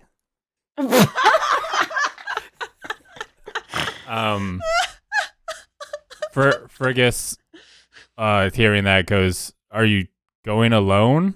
Like, it seems like it'd be better to go in pairs, so if... Morthos, do you still have your fancy clothes? Of course, I All right. have You barely want to go on taken an them off. adventure with me? Absolutely. Perfect. In the disguise, how unlike Morthos does Fergus think he looks? Like, does he go like, they are not going to think that this looks like normal Morthos at all, or how far off? Well, the I put a mark? bunch of makeup on him. Yeah, I it'll look depend. at least 10 years younger. Well, and his skin will look a different color. Yeah, they have disguise kits. The outfit wasn't a disguise. They used a disguise kit, so they can make him look however you want, really. Yeah, well, I would assume that they were going to go under the same look that they went last time. We absolutely would not. Oh, okay. Because Why would I go in as the same character twice? Like, because last I don't time, want people to start recognizing me yet. because last Fair time you point. were just there as eatery people, but fine. That's fine. Okay, then I guess My partner was a little weird, so Maybe we'll go we're gonna back try something new this time. another time. I will ask that question once they are in their outfits. Morthos' skin is usually purple. Yeah, it's like a bluish purple. Blurple. Fergus goes, he's looking over the schematics, and he goes, so you're gonna try and get into the collection? Yeah. He looks at the only thing in the collection that seems to be marked, which is the Violet Scepter, and he goes, I know you pretty cagey, but how good at stealing things do you think you are? At least 100 times better than you. I mean, that bar is pretty low. We're looking for compared to the security. Are you questioning me? Yes. I think at this point, like, he is nervous enough about the heist of, like, if this goes badly, like, if they can't do it the stealthy way, shit's gonna pop off in a way that is going to go bad in epic proportions. And so he's just like, yes, I need to know if we can do this job. What if I told you I'm just doing recon this time? Fergus looks at the purple scepter on the like, he points at the purple scepter on the schematics and goes, the collector took something important to me. Do you think you were capable enough to take something important from him? And gestures at the purple scepter. I guess it depends on the nature of its storage. That's Because and he cuts her off to goes, and that's what I would like you to check out if you can get into the collection. well, sure, I'll take a look. That is the intention, and I will come back and let you know if I think I'm capable of taking it or not. Yeah, my hope is that with checking out the securities of things beforehand, when we're actually in the heist, she'll know what she needs to get bypass these securities. But Fergus goes, good enough, and waits for them to get changed. Cool, I'm gonna paint Morthos red. Yeah. Nice. Got some sealant, so he's not going to rub off on everything. Oh yeah.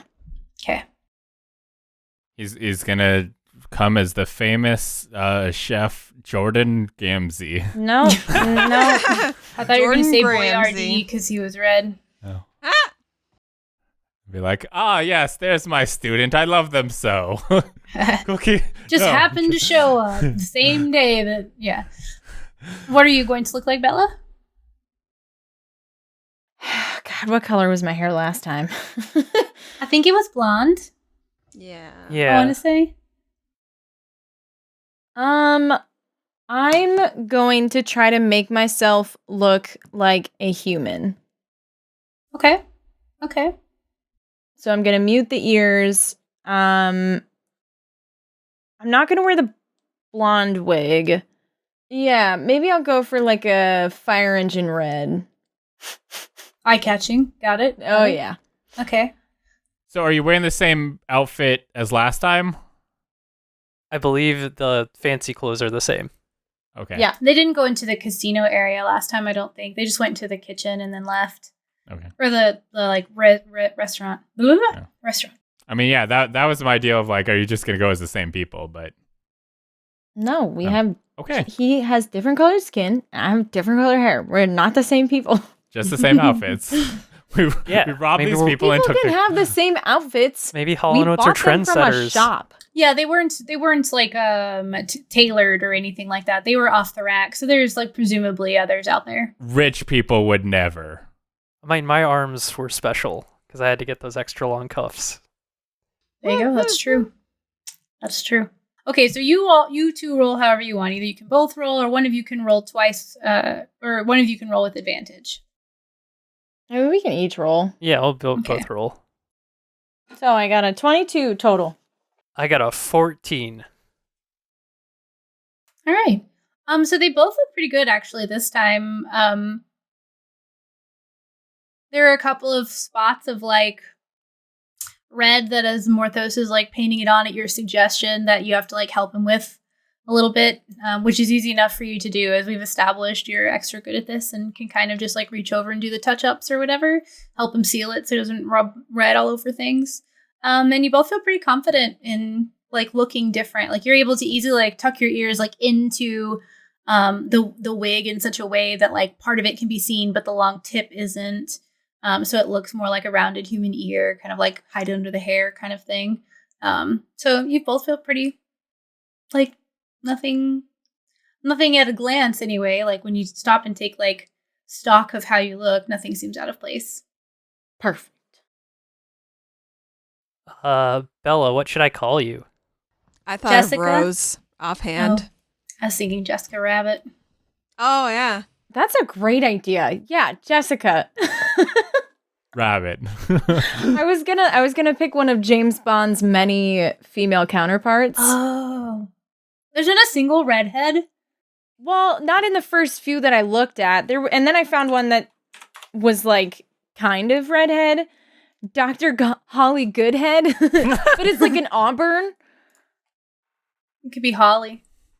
Good head. Yeah, I lied. I want to be Holly. Yeah, so I'm Holly. What's your name? Dracus. Dracus. Perfect. All right. So, plan is we're going to try to flip this money as quickly as possible so that we can go to the big tables. It sounds like a sure thing. It will be because you're going to help me cheat. Oh. Okay. Are you having this conversation where No. Fergus can hear? You absolutely will not be hearing this. I imagine this is like on the way to the place. Yeah. Okay, well, they need, like I said, once they have their disguise, Fergus wants to like look over Morthos. What? Why? Because Dad is worried. So once you guys put on your disguise, you'd like go out into the foyer or wherever the main room, presumably. Okay, yeah, we were in the room doing our disguising, and we came back out. Okay, and how does Fergus feel based on like how good this disguise looks? Like how far away from Morthos is it? Make a perception check. 6. We look Looks like great. a completely different person. He's like bright red. No one will ever suspect. Fergus looks and goes, okay, this will do. And Fergus he, just kind of racist. Like, it's just my skin color is different, and No, like because it's so drastically different. That's not what I meant. Like, wow. I mean, because there are other things too. There's like the clothing and like. I was saying it in like a way that Fergus's Yeah. mind would say it, right? Like I could have gone into greater detail, like well, look, it's not just that he's red, it's that they did such a good job with the makeup that it looks so natural and there's contouring, and look at the, like, oh, they put freckles on him or whatever, you know, like. Yeah. He has this weird birthmark on his neck. Okay. Fergus looks at him and goes like, okay, cool, this looks good. And Morthos or Fergus looks at Morthos and goes, I'm gonna need your help with a job after this, so don't get caught. Beyond the obviousness of if we get seen, they're going to be on high alert, and God knows what would happen to you guys, but also I need your help later, and I can't, if people suspect you're who you are, then I'm not going to be able to use you for this job later. All right. I think I got what you were trying to say. and Fergus just kind of like looks frustrated with his inability to say words good, and just goes like, good luck. Me talk pretty one day. And yeah, that's it. Okay. So the plan now is for you two to head off and go try to gamble, win enough to get someone's attention and try to get like just a peek maybe kind of thing, right? Is where we're going with this. Mm-hmm. Okay. Are you going to go still in the middle of the day? Or are you going to wait to go? Because it would have taken a while to get ready. Are you going to try to head over there as soon as possible? Or are you going to kind of try to hit like evening crowd time? Evening. Okay. No, I don't want there to be too big of a crowd. Oh. But then they might know that we're cheating. No, you're right. You're right. You're absolutely right. Okay. So it took you a little while to get ready anyway. You kind of like, get yourself together, like wait a little bit, head out, like make your way over there slowly kind of thing. So as you walk into the front doors, you have been in here before and it is much busier than the other times that you have been in here. There are far more people that are purchasing chips, heading into the restaurant, heading straight out to the floor to go try their luck. And you make your way into the main sort of like gambling area. It's called the main hall. There's like a sign over the door. So you walk into this sort of dimly lit room that has sconces on the walls and these clockwork machines in the middle that are kind of emanating this violet and bright light from it as people are sat around them, popping in chips and pulling on rods or pressing buttons and various things to operate them. There are several tables around that each have a dealer. A lot of them are pretty full. A couple of the smaller tables have a seat or two, and one of the big tables has a few seats. There are staff members going around. Looks like, depending upon where you're at, there might be free drinks or discounted drinks. They've got trays full of various colored liquids. Some of them look quite exquisite. It's generally just a big sort of flashy affair. It's pretty loud in here. There's like a din of people talking. The machines seem to be making noises. And there's this constant thrumming of cards being shuffled and dealt and picked up and shuffled and dealt and picked up. There's cheers that emanate from some sides as somebody wins, and then disappointed noises that people might make when they lose. There's almost a fight, it seems like, at one table as you kind of walk in and you take a look around, and then you see that there are a few different places that you might sit. Now, I'm assuming that Bella's going to make her way to the high roller table, correct? It depends on what the hand limit is. The hand limit is. So the buy-in for the high rolling table is 5 gold. Oh, yeah, easily. Heading right there. Okay. So I'm rolling on Fergus's money, sure. Yeah, I got everybody else's money. And I mean, keeping in mind that like 600 silver was 2 gold pieces a day are the earnings of like a skilled artisan. So this is basically like 3 days' wages. Like, you all are adventurers, so you have a lot of money, but to the average person, this is a big buy-in, right? So you stride up confidently, and you look and you see a human woman sitting at the table. She has blonde hair that is braided back, green eyes, a little bit of makeup on, but not too much. Her hands are very quickly moving as she's shuffling a deck of cards. And as you walk up very confidently, notice the buy-in sign and take your seat, she looks up and says, "Another?" Yes, please.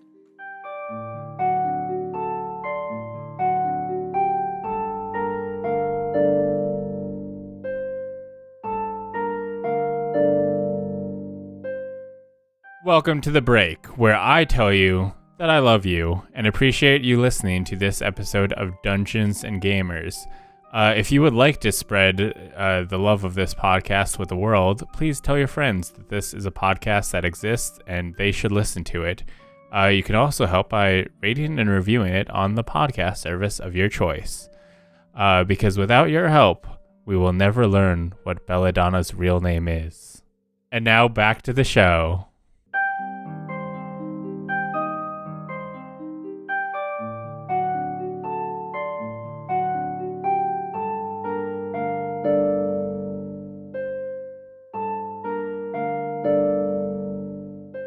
Okay, so quick step back. Anything that you two wanted to discuss while you were on your way over to the casino, please do so now so that you can establish your action plan, get your story straight, what have you, and then we will jump back to sitting down at the table.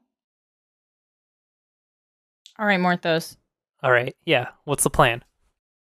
Wait, out of character. Katie, what game is at the casino at the VIP? Looks like she has cards set up. So it could easily be poker or Texas Hold'em. They're not like dealt right now. She was like pulling them back in. It doesn't look like there's like a label. Like most likely glancing around, it's probably poker or like Texas Hold'em style type of game, whatever it would be called, Faerun Hold'em. I don't know. But like if that were to be something that was not like Bella's choice, then it looks like there might be an opportunity to ask to play a different game. Be like, you play what I want to play. Oh no, I don't mind playing poker. I just want to make sure that it's something that like I can assign Morthos to go and like look at other people's hands or scope out the dealer or whatever, like what to do. So basically, back in character. So Morthos, you are going to just keep an eye on as many of the players around me as you can and try to give me the best idea of what would be the wise decision so that we can increase our monies. Does that sound reasonable? Yeah. So, like, do we need some sort of signal or something?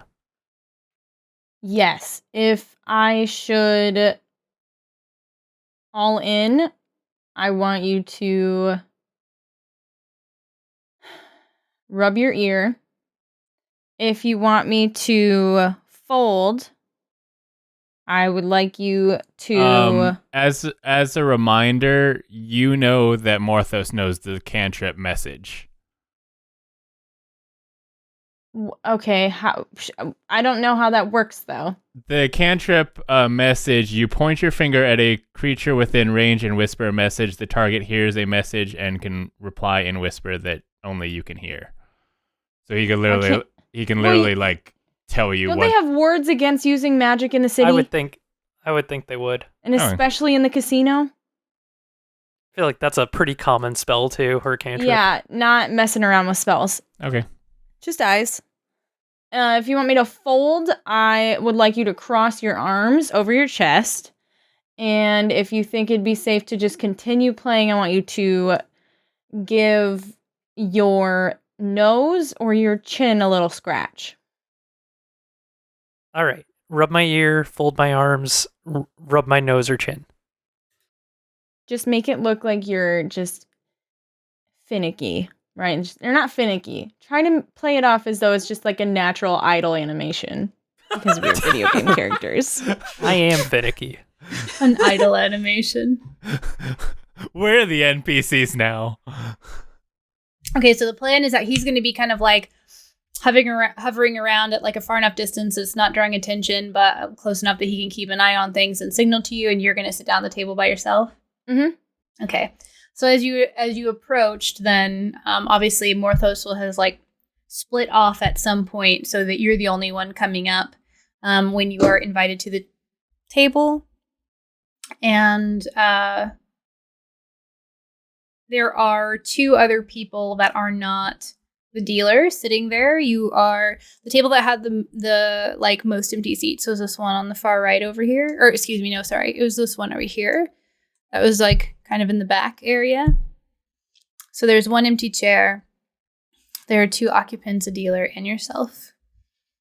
So where are you going to position yourself, Morthos?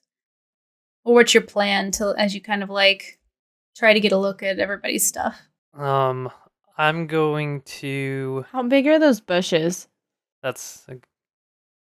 Those are like flower planters. So they're like 2 feet from ground to like dirt level, and then there's like flowers growing up out of that. Are the people? Where are the people sitting? The other players that are currently there? They're the 4 chairs facing the 1 chair.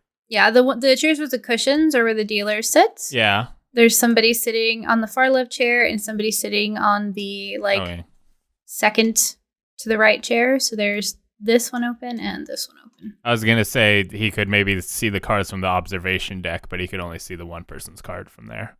Mm-hmm. I'm thinking that I could position myself at one of the machines if those are open. One of the 3 that are near that table. Mm-hmm.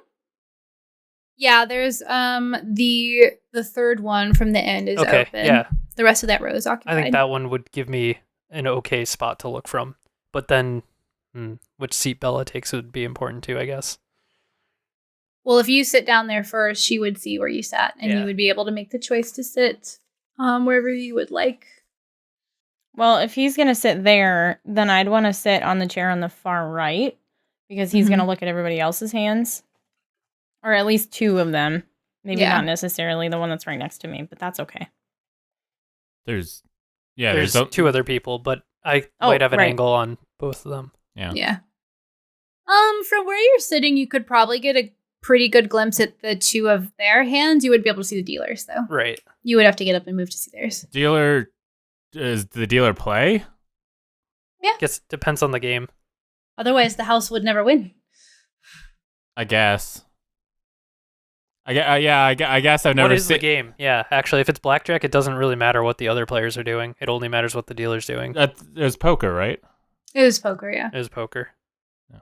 Okay, then yeah, this is probably the best spot then. Okay. So, you take your seat. You can, like I said, you can buy in with the gold or the chips. They accept both. So you put your 2 gold down, and she begins dealing. So you're going to have him watch the cards. I imagine you're going to try to remain unnoticed. Correct? Yes. Marcos? Yes. Okay. So go ahead and make like a stealth roll, I suppose. I was going to say, can I do a stealth check? Yeah. Yeah, and it would be, instead of trying to like hide in the shadows, you're essentially trying to like look clandestine, to not look like you're actually staring at cards and things like that. Okay. I rolled a 12. Okay. All right. And are you doing anything in particular to like improve your chances? Or are you going to play straight, Bella, and like bank on being able to come out on top in the end by getting the information from Morthos? No, I'd be trying to read people as well. Okay. Can I use the machine to be more convincing? Because if I'm going to sit down at it, I assume. Yeah. Okay. Yeah, these are like silver piece machines. Yeah, if you play slowly, that could last you a long time with the gold that you've got in hand and whatever other silver you might have.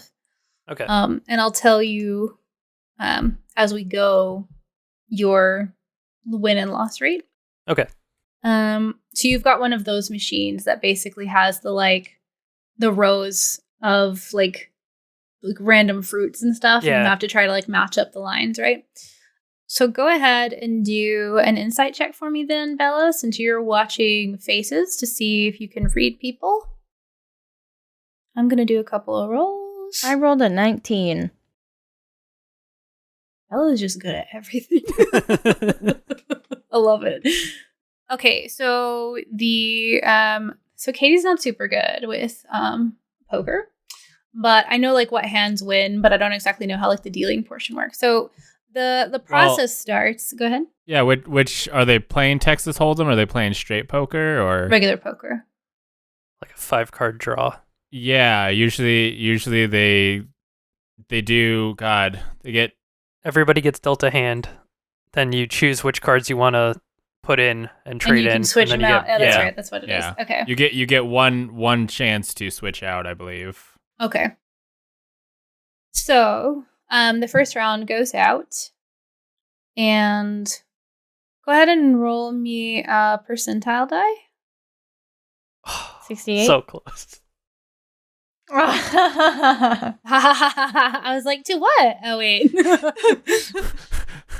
So much gold. Almost nice. Okay.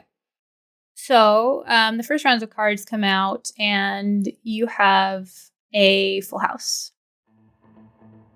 Dope.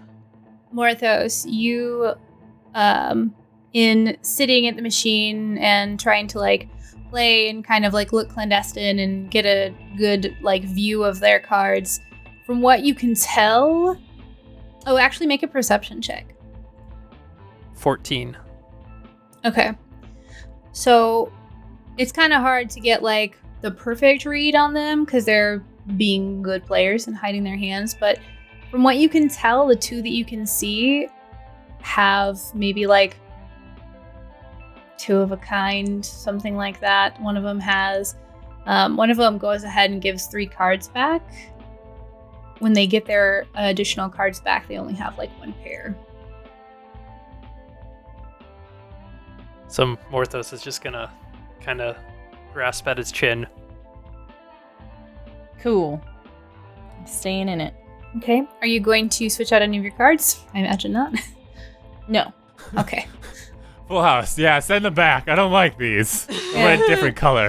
It's a full house. I mean, I assumed. But okay. All right. So the other two do exchange 1 or 2 cards. And I think it starts with left of the dealer. So since you're left of the dealer, Bella, you can choose to call or to raise. Yeah, I'll just call for now. Okay. The person sitting to your left puts in 2 more chips equivalent to another 2 gold pieces. The person to the left of them taps out. They fold. Dealer stays in. So they call. So you would owe 2 gold pieces, unless you wanted to raise. Yeah, can I raise 2 more gold pieces? Absolutely. Ooh. Okay. The person to the left, they're going to kind of like, they look over at you, and they just kind of smile as they put 2 more in. It looks like a nervous smile based on the read that you got off of them earlier. Like they're trying to like... Fake me out. Yeah, basically. Dealer calls. It's time to show hands. And you win the pot. Cool. It was a 2 gold buy-in, and you raised a total of 4 by the end, I believe. So that's 6, 12, 18, 24. And that's kind of how the game will go throughout the like several iterations. So go ahead and make another percentile roll for me. I rolled a 44. Okay, so go ahead and make another perception check for me, Morthos. Ooh, 3. Oof, okay. So you can't see the person over here at all. You can't see their hand at all. This person you caught a glimpse of, and you saw at least 2 aces, but you couldn't see what the other 3 cards were. You have 1 pair, Bella. It's not a great hand this round. but you could trade in cards. I don't have a signal from her on whether or not her hand's any good, so I just know That's that true. they have stuff. So I'm not going to say fold, but I'm going to rub my ear. I'm gonna trade in cards. Okay, how many are you going to trade in? 3? Okay, go ahead and roll a percentile die for me. 2. You get back like 3 different suits. You can't really make anything else out of the hand, other than the original pair that you had. Okay. Betting time comes, and now that you already started first, the person next to you goes, and they raise it another 2. The person to the left of them folds, and the dealer calls. I'm gonna fold. Okay. That was the correct decision. Spoilers. Well, I'm not going to tell you first, so it's not a spoiler. Yeah. Okay. The cards turn over, and the person sitting to your left wins. And they take the pot. How much money are you planning to amass before you're like...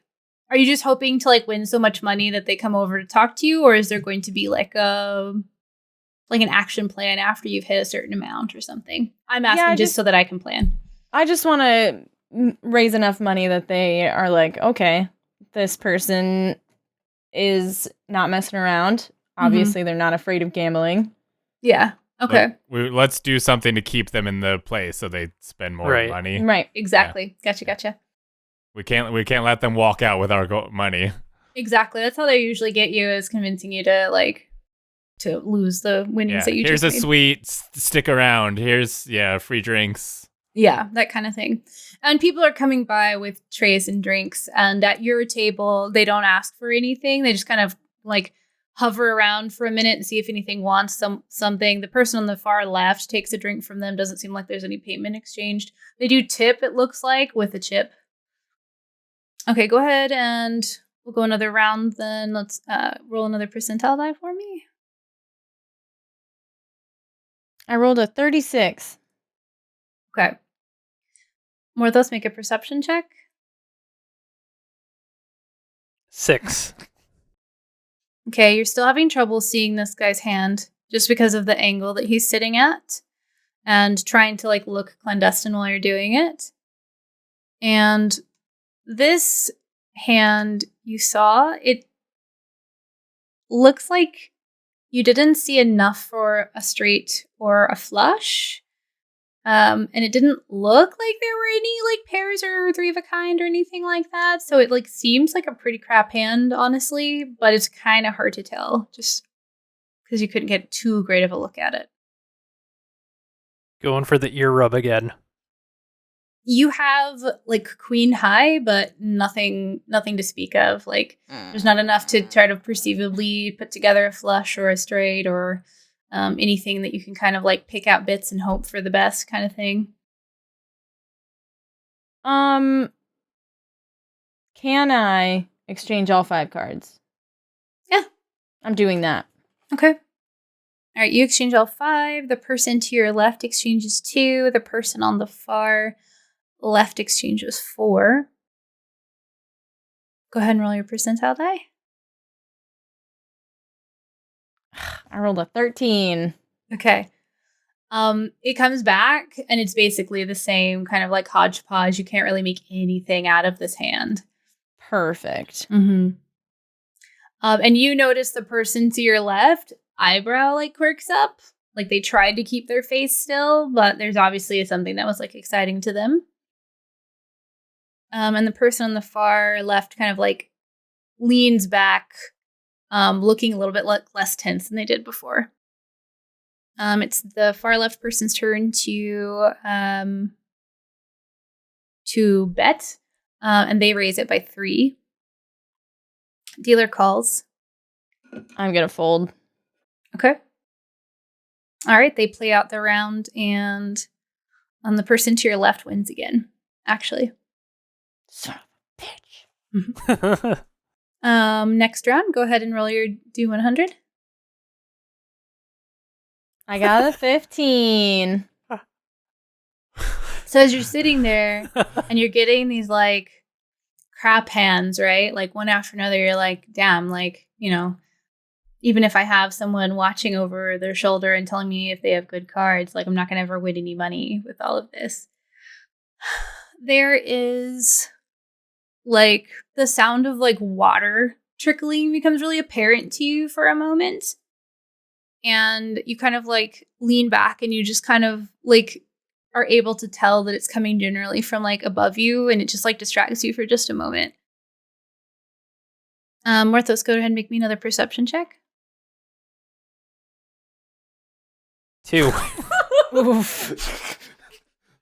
Sorry, I'm really focused on the slots in front of me. Oh, I forgot I was supposed to make you roll too. Go ahead Yeah. and make three percentile rolls for me. Morthos is gonna be the one who comes back VIP. Yeah, he's gonna hit a jackpot or something. 71, 36, 97. Man, I love it when the dice tell a story for you. Okay, so the first, No wonder he wasn't looking at the other people's cards. He couldn't see shit. He's fucking trying to rack in the money. It's like, oh yeah, they got an ace, I think. I don't know. So the first silver you put in, you pull the lever and the like you can hear the clockwork stuff inside start to whir, and like you're paying attention to what you're doing, but you're kind of like keeping an eye out what's going on behind you, and you turn around and you realize that you hit like the second to highest like number that you could get, and it's giving you the option, like a little like message pops up, and it's giving you the option to double or nothing. Absolutely. Or no, yeah. Oh. Okay, sorry. So you go down to double or nothing, and you don't get as good of a set this time, but you still get a decent payout. You end up with 3 gold.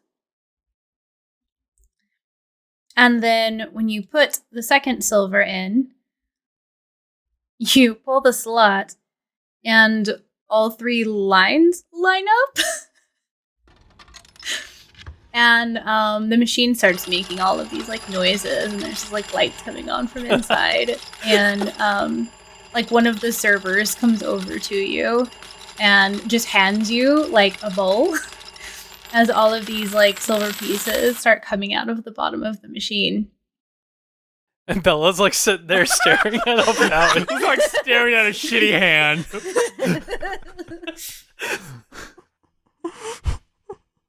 Has Morthos ever gambled before? I believe so. Okay. Enough to kind of like know what these machines are about. Like he's not like a complete stranger to them. He hasn't like built them or anything like that. You know? Yeah. How intimately familiar would he be with like how the gambling on like a slot machine works? Do you think he'd be like totally understand it? He'd be familiar enough, but he's frequently swayed by the idea that he could be winning more money. Okay, so that idea that you always have that you could be winning more money is basically what's happening right now, as you got like the highest match, and then the other 2 lines that matched were like pretty high up on the like ranking list of the different symbols that they have as well. So let me actually have to do a little bit of math really quick. So essentially what pours out is about 30 gold pieces worth of silver. So for that machine, like it being a silver machine, that is like a massive payout. Like people sitting on either side of you, like if somebody on the far end starts griping about how like they were at that machine earlier and they lost every single one, and if they had just stayed 10 minutes longer, and that could have been them. And there's like one person kind of like does the like pat you on the arm thing and like like good job or whatever, and there's just like commotion going on. And you said you want to trade in all of your cards, Bella, right? Yeah. Okay. So go ahead and wait. I think No, that one already played out, didn't it? I folded. Yeah, you folded on that Oh, you one. In folded. the last round, yeah. I folded and then I heard the water. That's what it was. Yep, Okay. yep. Okay. So that one played out. And then you heard a fucking lot of noise And then I going heard on. Morthos kick my ass. And then Morthos felt the death stare. Ew, yeah, right. Like you've so far come away with 18 gold. So he has done more than that. This table has the potential to do more, but it is more like you'll never make as much money on those machines, but that was a really big payout for that machine, Mhm. if that makes sense. Okay, go ahead and roll another 1d100 for me, Bella, as they start to shuffle and deal while that's going on. 45.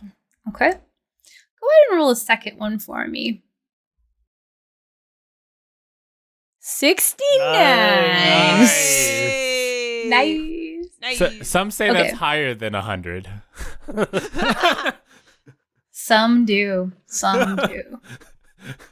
So you are momentarily distracted by the sound of this like running water, basically.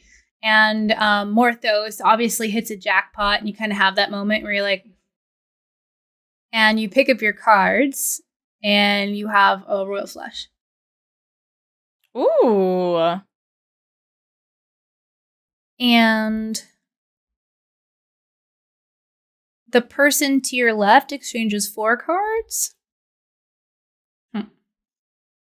Morthos, are you looking this time, or are you busy catching all of your silver? I think I missed this hand. Yeah. That sounds Okay. about right. So this actually works out really perfectly. So it's your turn to bet again.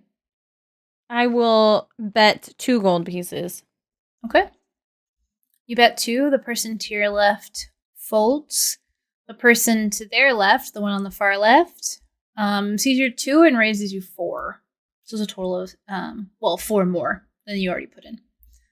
The dealer folds. I will call. Okay. So 4 more. So 4 more. The person across from you grins and places another 4 on the Ooh. table. And I'll Make call another him. insight check for me. Oh, all right. I won't call him yet. Okay. I rolled an 11. Okay. Can't get any more information out of him currently than you've already gotten. You said you're going to call? Yeah, I'll call. They flip their cards over. They have a full house. But a royal flush obviously beats a full house.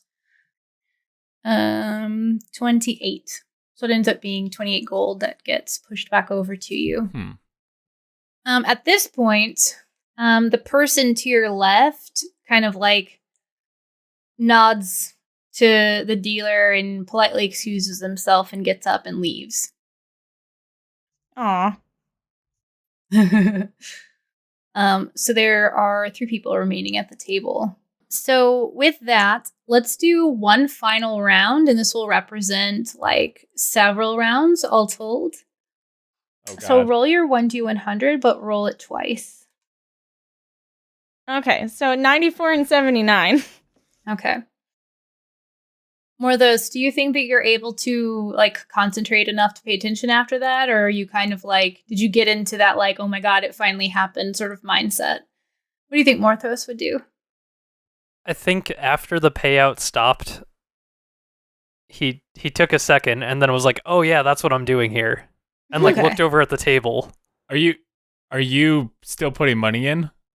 I think he probably put it. Yeah, he puts another one in.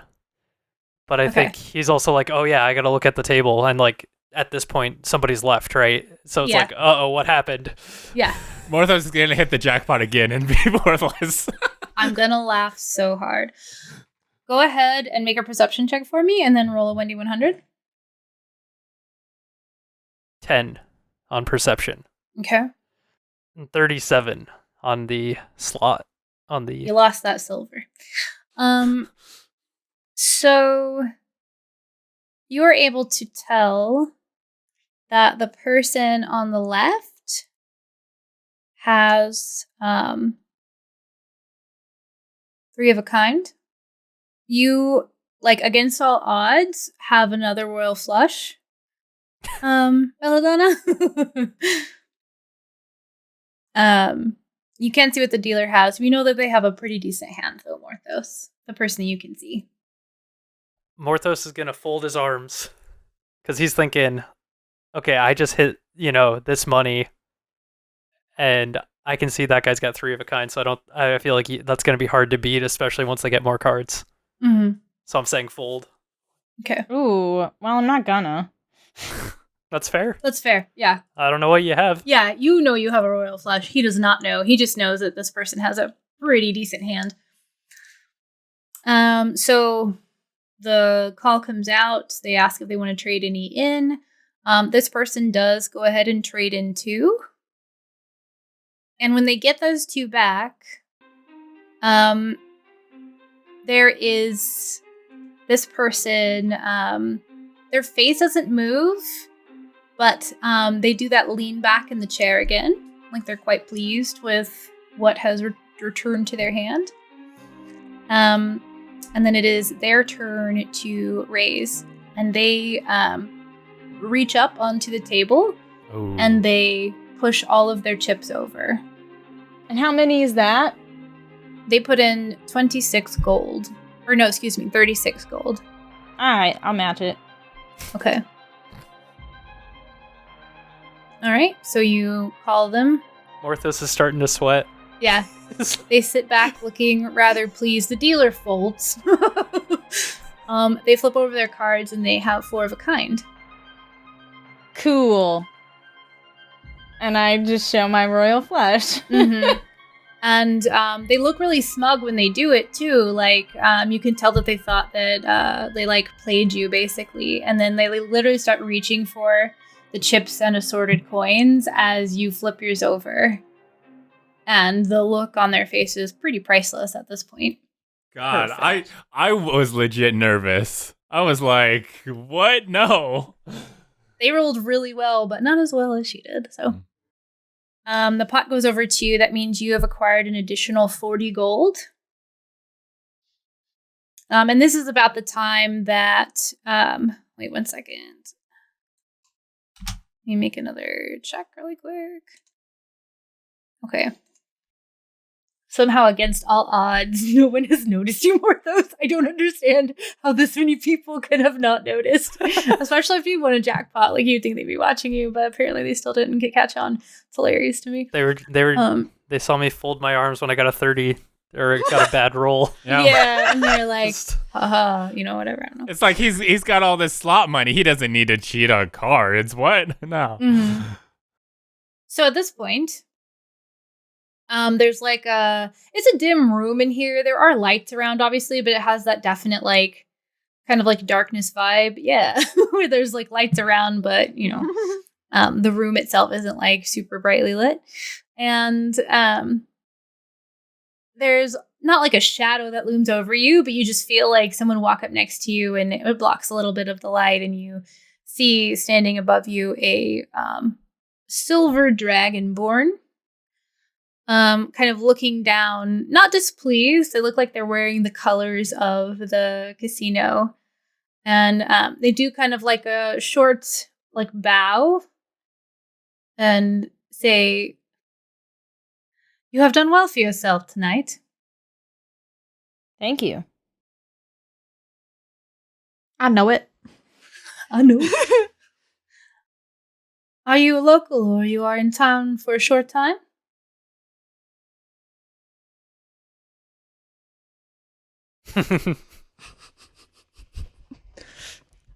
Darian pauses to think. I'm a local. Ah, then you must not be needing one of the exclusive packages. What exclusive packages are you talking about? Well, when someone is as successful as you, it is good for business. And we at times might, should you want to spend more time here, invite you to stay at a local establishment and return your patronage. Perhaps discuss how well you have done around town.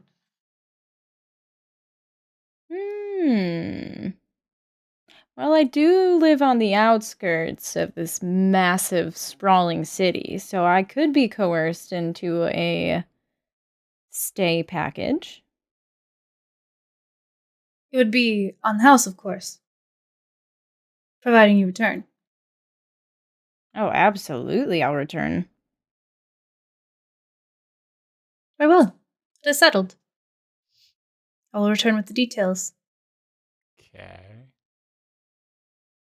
Perfect. Perfect.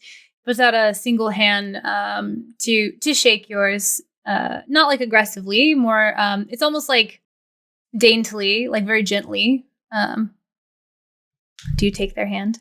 Yeah, I'll return the shake. Okay. I'll match their energy. Mm-hmm. And they do like the thing where they make you, like, they grab your hand like this and do like a kiss on the fingers and then leave. Interesting. Perfect. The Wonderful. other person gets up from the table and leaves. Having no money.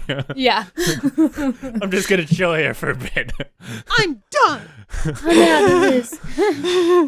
So essentially what they come back with is a stay at one of the local, kind of like slightly more like upscale and closer places than where you're at currently. It's not super, super nice, like, or not like it's not more extravagant to like a large degree, but it's nearby and it is like slightly nicer than the place that you're already staying at.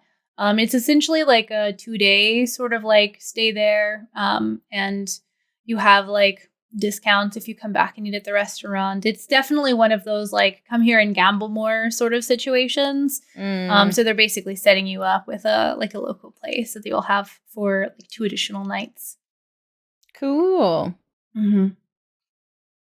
So when they return, they hand it to you and kind of like explain where you're going to go and who to speak to at the establishment. And like they give you like a pamphlet essentially that's like a writ from the casino for the place to hold in place of payment. And they kind of nod and turn to leave. Now, being a local, I am quite curious about the collection. Is there anyone I could speak to about that? It is typically not accessible, except at certain times of the year. But should you continue to be successful and perhaps become a topic of discussion amongst town, I can speak with someone. Make a persuasion check. I rolled a 20. Ooh. Not a nat 20. I love it. 30-20. Um, We only roll dirty around here. they look like it's not something that would be common, but when they say they'll speak to somebody, they mean it. Cool. Based on the interaction with you. Wonderful. I feel like I won today. And I did win more gold overall than Morthos, so I feel pretty good about that. There you go. Just want it to be noted. The apprentice cannot surpass the master. I love it. Okay, so what's the plan for the rest of your evening? I mean, when the water distracted me, like, was there any significance to that for me? From where you're sitting, you wouldn't be able to see what was up there. Have you gone up to the second floor in this room yet? I don't think you have. I think you guys kind of made a beeline for the tables. Yeah, I haven't really, but I wouldn't mind, I guess, exploring and seeing if there's a better vantage point for Morthos so that he doesn't distract me by winning at the slots again. I'm fully convinced that I lost because Morthos wasn't paying attention. Did she get anything that like is like a VIP card? Like I'm trying to wonder like what allows you to get through that door? Nothing yet. Okay. She's just been given the like the thing that you turn in at the hotel to get your Like room. the voucher. Yeah, the voucher. Thank you. God, voucher. It's what I've been trying to think of for like 20 minutes.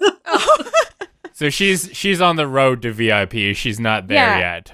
I'm getting the pre-VIP treatment. She's a medium important person. Yeah, you get the impression from the way the person or the Dragonborn, I guess they're still a person, but the way the Dragonborn was speaking, it's like when somebody wins big, the louder they are about it, and the more people hear about it, the more other people might be encouraged to come in, and it's something that they think that they can turn into a profitable situation for them despite having lost a bit.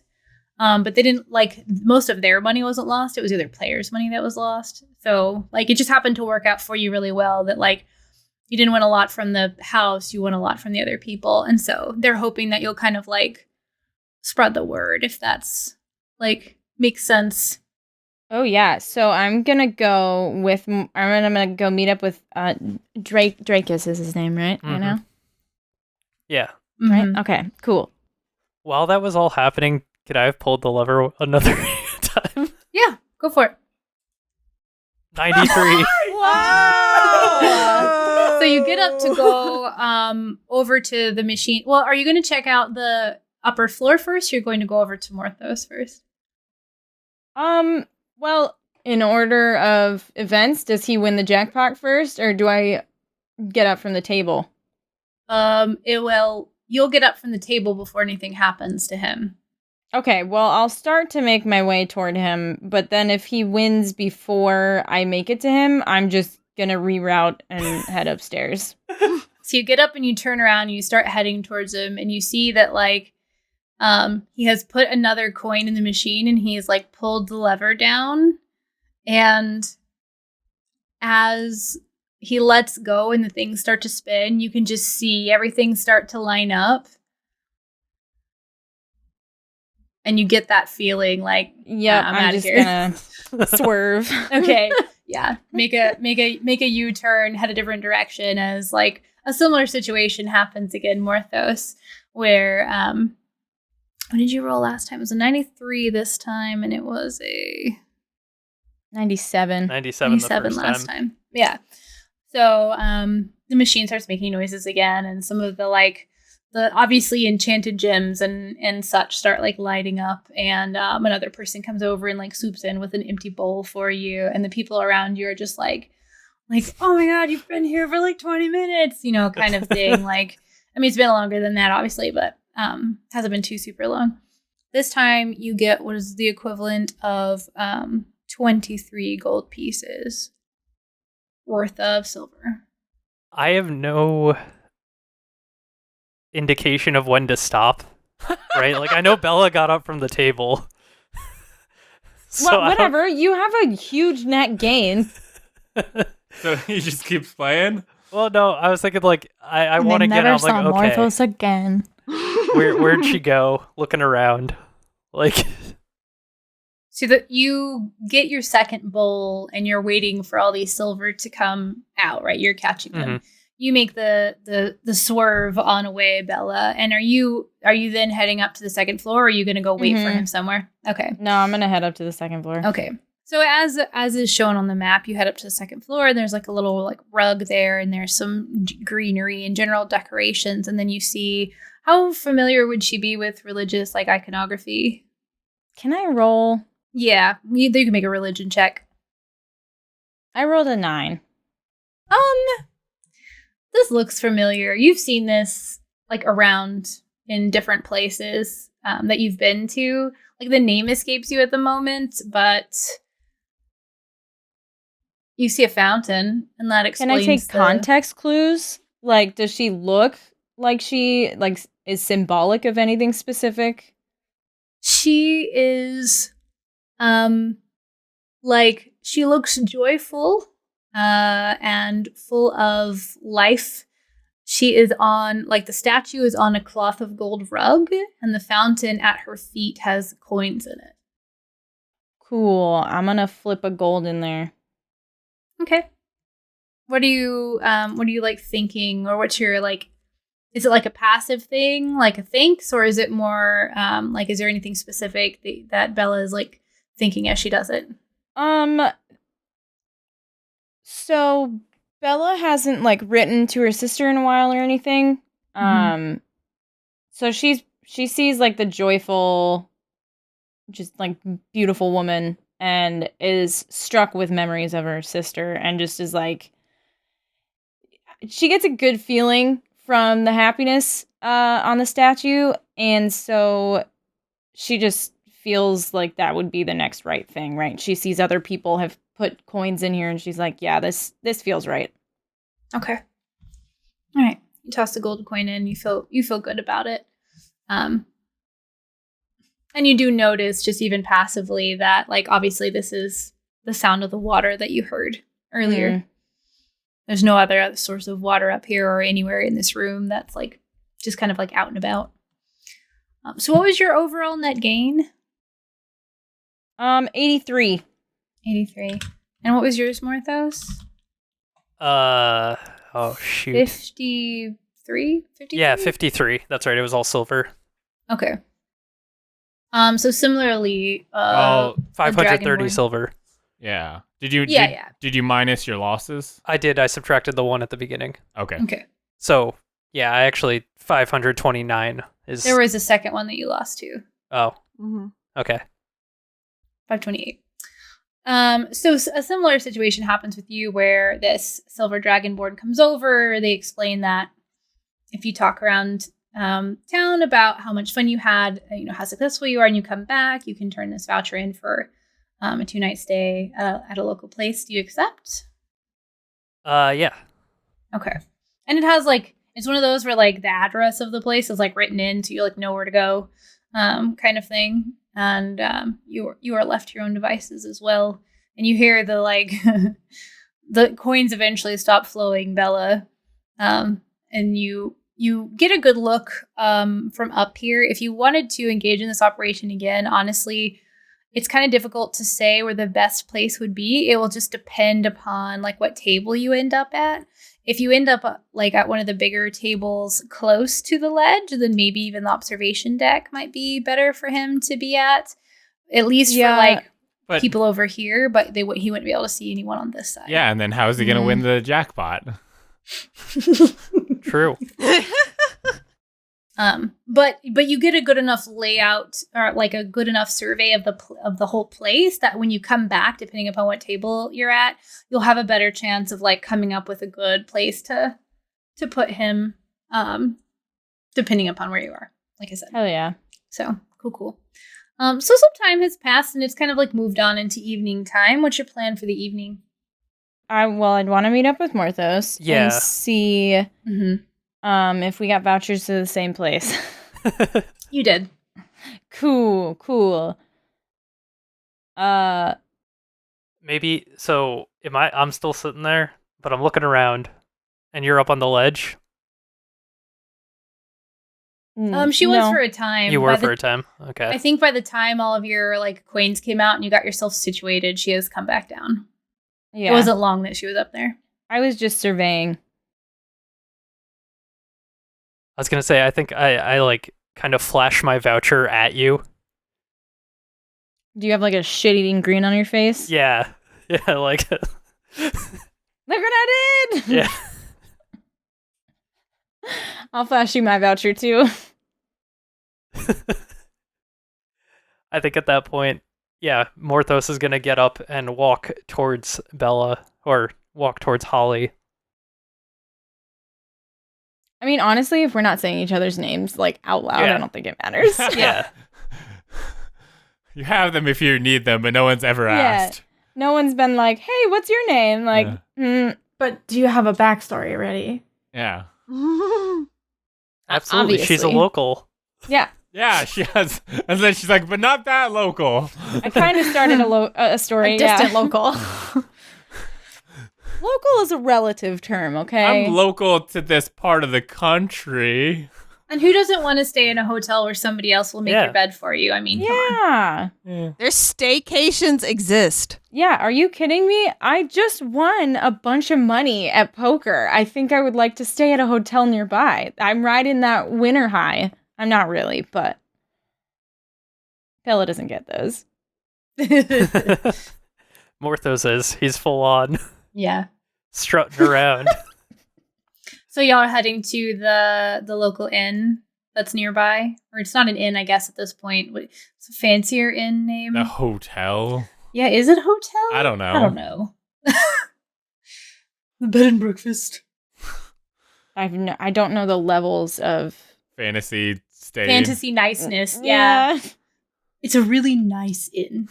Is that where you're heading now? Yeah, might as well. Okay. Yeah. I know that one of you mentioned it, but I didn't know if both of you were going. Go ahead for me, Morthos, when the two of you exit the building, will you make a perception check for me as you walk over? 12. Okay. So again, like I said, the address is printed on it, and like you all have been in this area long enough that like the immediate local vicinity is pretty known to you at this point. So you know that it's a pretty short walk from the actual building itself, and it's only like I guess like a block. It's like on the far side of a block away, essentially. So it's a pretty quick little walk, maybe like 10 minutes or so. No, not 10 minutes, 5 minutes. And you make it almost all the way there, just kind of like pleased with yourself and generally enjoying like your success and like whatever the two of you discuss on the way over. And right when you're about to enter into the doorway of the establishment, you see somebody standing like leaned against a wall. Oh no. Of another building nearby. And Oh, they're here for Morthos. they have close cropped hair and bright blue eyes. And it's almost like they didn't even notice you at first. And then you kind of had that like moment where the two of you like saw each other at the same time and they just grinned at you. Don't move though. Like you're unimpeded. You just see this from like across the way, basically. Oh God. I think that shakes me a little bit, but I'm gonna kind of just try to keep the same pace, keep a cool head. Gotcha. Okay. I look completely different, as Fergus said. No, as Fergus.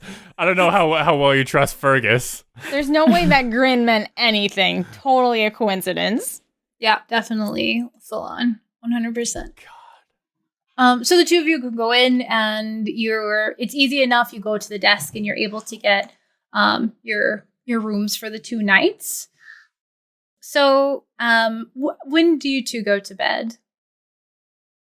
Like, you have your own room, so you kind of like, and it comes with like food, so you can order like room service, and it's on the house. There's like it's one of those like you get $20 to spend kind of thing. Like you get 20, like in this case, it would be like 2 gold, which would be like a nice fancy meal with a drink. So it's pretty nice. If you go over that, then you have to spend your own money, but you kind of like left your own devices for the night. Do they have a bar area? Mm-hmm. I'm going to go to the bar. Okay. And I'm going to invite Morthos to come with me. Okay. If he would like. When you check into the room, you give the fake names? Oh, yeah. Yeah. Because I was like, I feel like at some point the fake names are going to come up, and I feel like... God damn it, we made these names and we're going to use them? someone at some point will ask who I am. I love it. Okay, so the two of you go to the bar. It's like fairly busy in here. It's not as lively as you would see it on like a weekend, for instance, but it is during the week. There are a few patrons in the bar having a drink, but it's overall like a mild environment. So you could either drum it up or you could find a corner away from everyone and chat. It's totally up to you. Morthos, did you come with me? Yeah, I accepted your invite. Cool. Let's just belly up at the bar and get rambunctiously drunk and talk about how amazing we are and how Gambling. amazing this casino is, because we need to get into that VIP section. Okay. All right, so we're buying people, like buy everyone around kind of thing. Yeah. Yep. We're going all out. Okay. All right. Go ahead and if you're really trying to play it up, I guess maybe a performance check. Just to see how well the storytelling aspect of it goes. 21. 22. Fucking every turn, Morthos is just showing Bella the rope.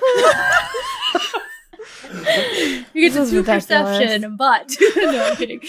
So We actually rolled the same because, yeah, she has a 2 and I have a 3. Oh, yeah, you have different yeah. modifiers. So, so there's a handful of people when you come in, right? There's like maybe 4 or 5. You buy everyone around, and the cheering starts. And then as people who would normally be walking through the hallways and going back to their room are like wondering what's going on, people start to trickle in as you're both telling the stories, and it's really like action packed. You talked about how you folded one and you kept getting bad hands, and then you got this good one, and you were telling these stories about how like everyone around you is losing, and you happen to win like 2 pretty good jackpots in a row, and it's just like it's getting to be more and more boisterous in here just as like the time goes on. Maybe a couple more rounds you have to pay for. I think all in total, like a place like this kind of has like slightly more expensive drinks because it's one of those like closer to the establishment sort of places. So to buy the first couple of rounds for the handful of people are in, it costs like maybe 10 gold or so. For like all of the rounds for everyone, including the 2 of you. And then if you wanted to keep doing it, it would get exponentially more expensive as other people trickle in. But even if you don't keep doing it, there's already such like a cacophony of celebration going on and people talking about, like, oh, maybe it's a good time to go and hit the slots kind of stuff. And, how drunk people are in a bar when you come in and you've got good news and everybody starts celebrating with you, even if they don't know you. That's definitely what's going on right now. Perfect. And it will essentially go on for as long as you all make it go on because they're just eating out of your hands at this point. Gross. I'll buy one of those first 2 if you buy the other. Oh, I was just going to spend the whole 10 gold. Oh. I It don't was only know 10 gold. I thought it was 10 gold per round. Okay. No. Keep in mind, like, this is like, if a skilled craftsman earns 2 gold a day, then 10 gold is like a week's worth of wages, right? Okay. So even an expensive, like, an ale at a tavern is like a couple of copper. So if you're buying 6 drinks at a higher price place, then you're going to pay a little bit more. But it was 10 gold for the all 3 rounds. Oh, okay. Unless you wanted to buy them super fancy drinks. I didn't figure you did. Yeah, it was like a round of whatever was having kind of thing, right? I just want to get them whatever shitty drink is going to cost not too much, but is still going to get everybody appropriately drunk. The special of the night, but make sure it's liquor, not beer kind of thing. Oh, yeah. Yeah. Gotcha. Yeah, no, you were, the 2 of you are totally successful. Perhaps even to a degree that's like surprising for the 2 of you. Like it was either easier to whip them up into your frenzy than you were expecting, or you just did a really good job of it. Nice. I have achieved exactly what I wanted to. Nice. And the beds are really comfy, and the food is really good. So it's all in all a good night. And how hungover am I when I wake up the next morning? Make a constitution check for me. 11. You don't have the like light sensitivity and the like head poundingness, but you're still a little spinny and you're definitely nauseated. All right, that's not too bad. Morthos. Yes. Your room is on the 2nd floor, which gives you a bit of comfort because, a few access points, right? And you're kind of a little nervous because you saw maybe somebody who rattled you earlier. You lay down for the night. How easy do you think sleep comes to you? After several rounds of drinks and all of the celebration and the long day. I think he has that like moment laying down where it's just like it's almost that feeling of like, did I lock the door or did I leave the oven on when I left the house kind of thing, but just like that, oh shit, wait, I saw somebody outside, like that, I threw that behind me when we went to the bar, and for hours it was fine, celebrating the great day I had, and then it was just like, oh.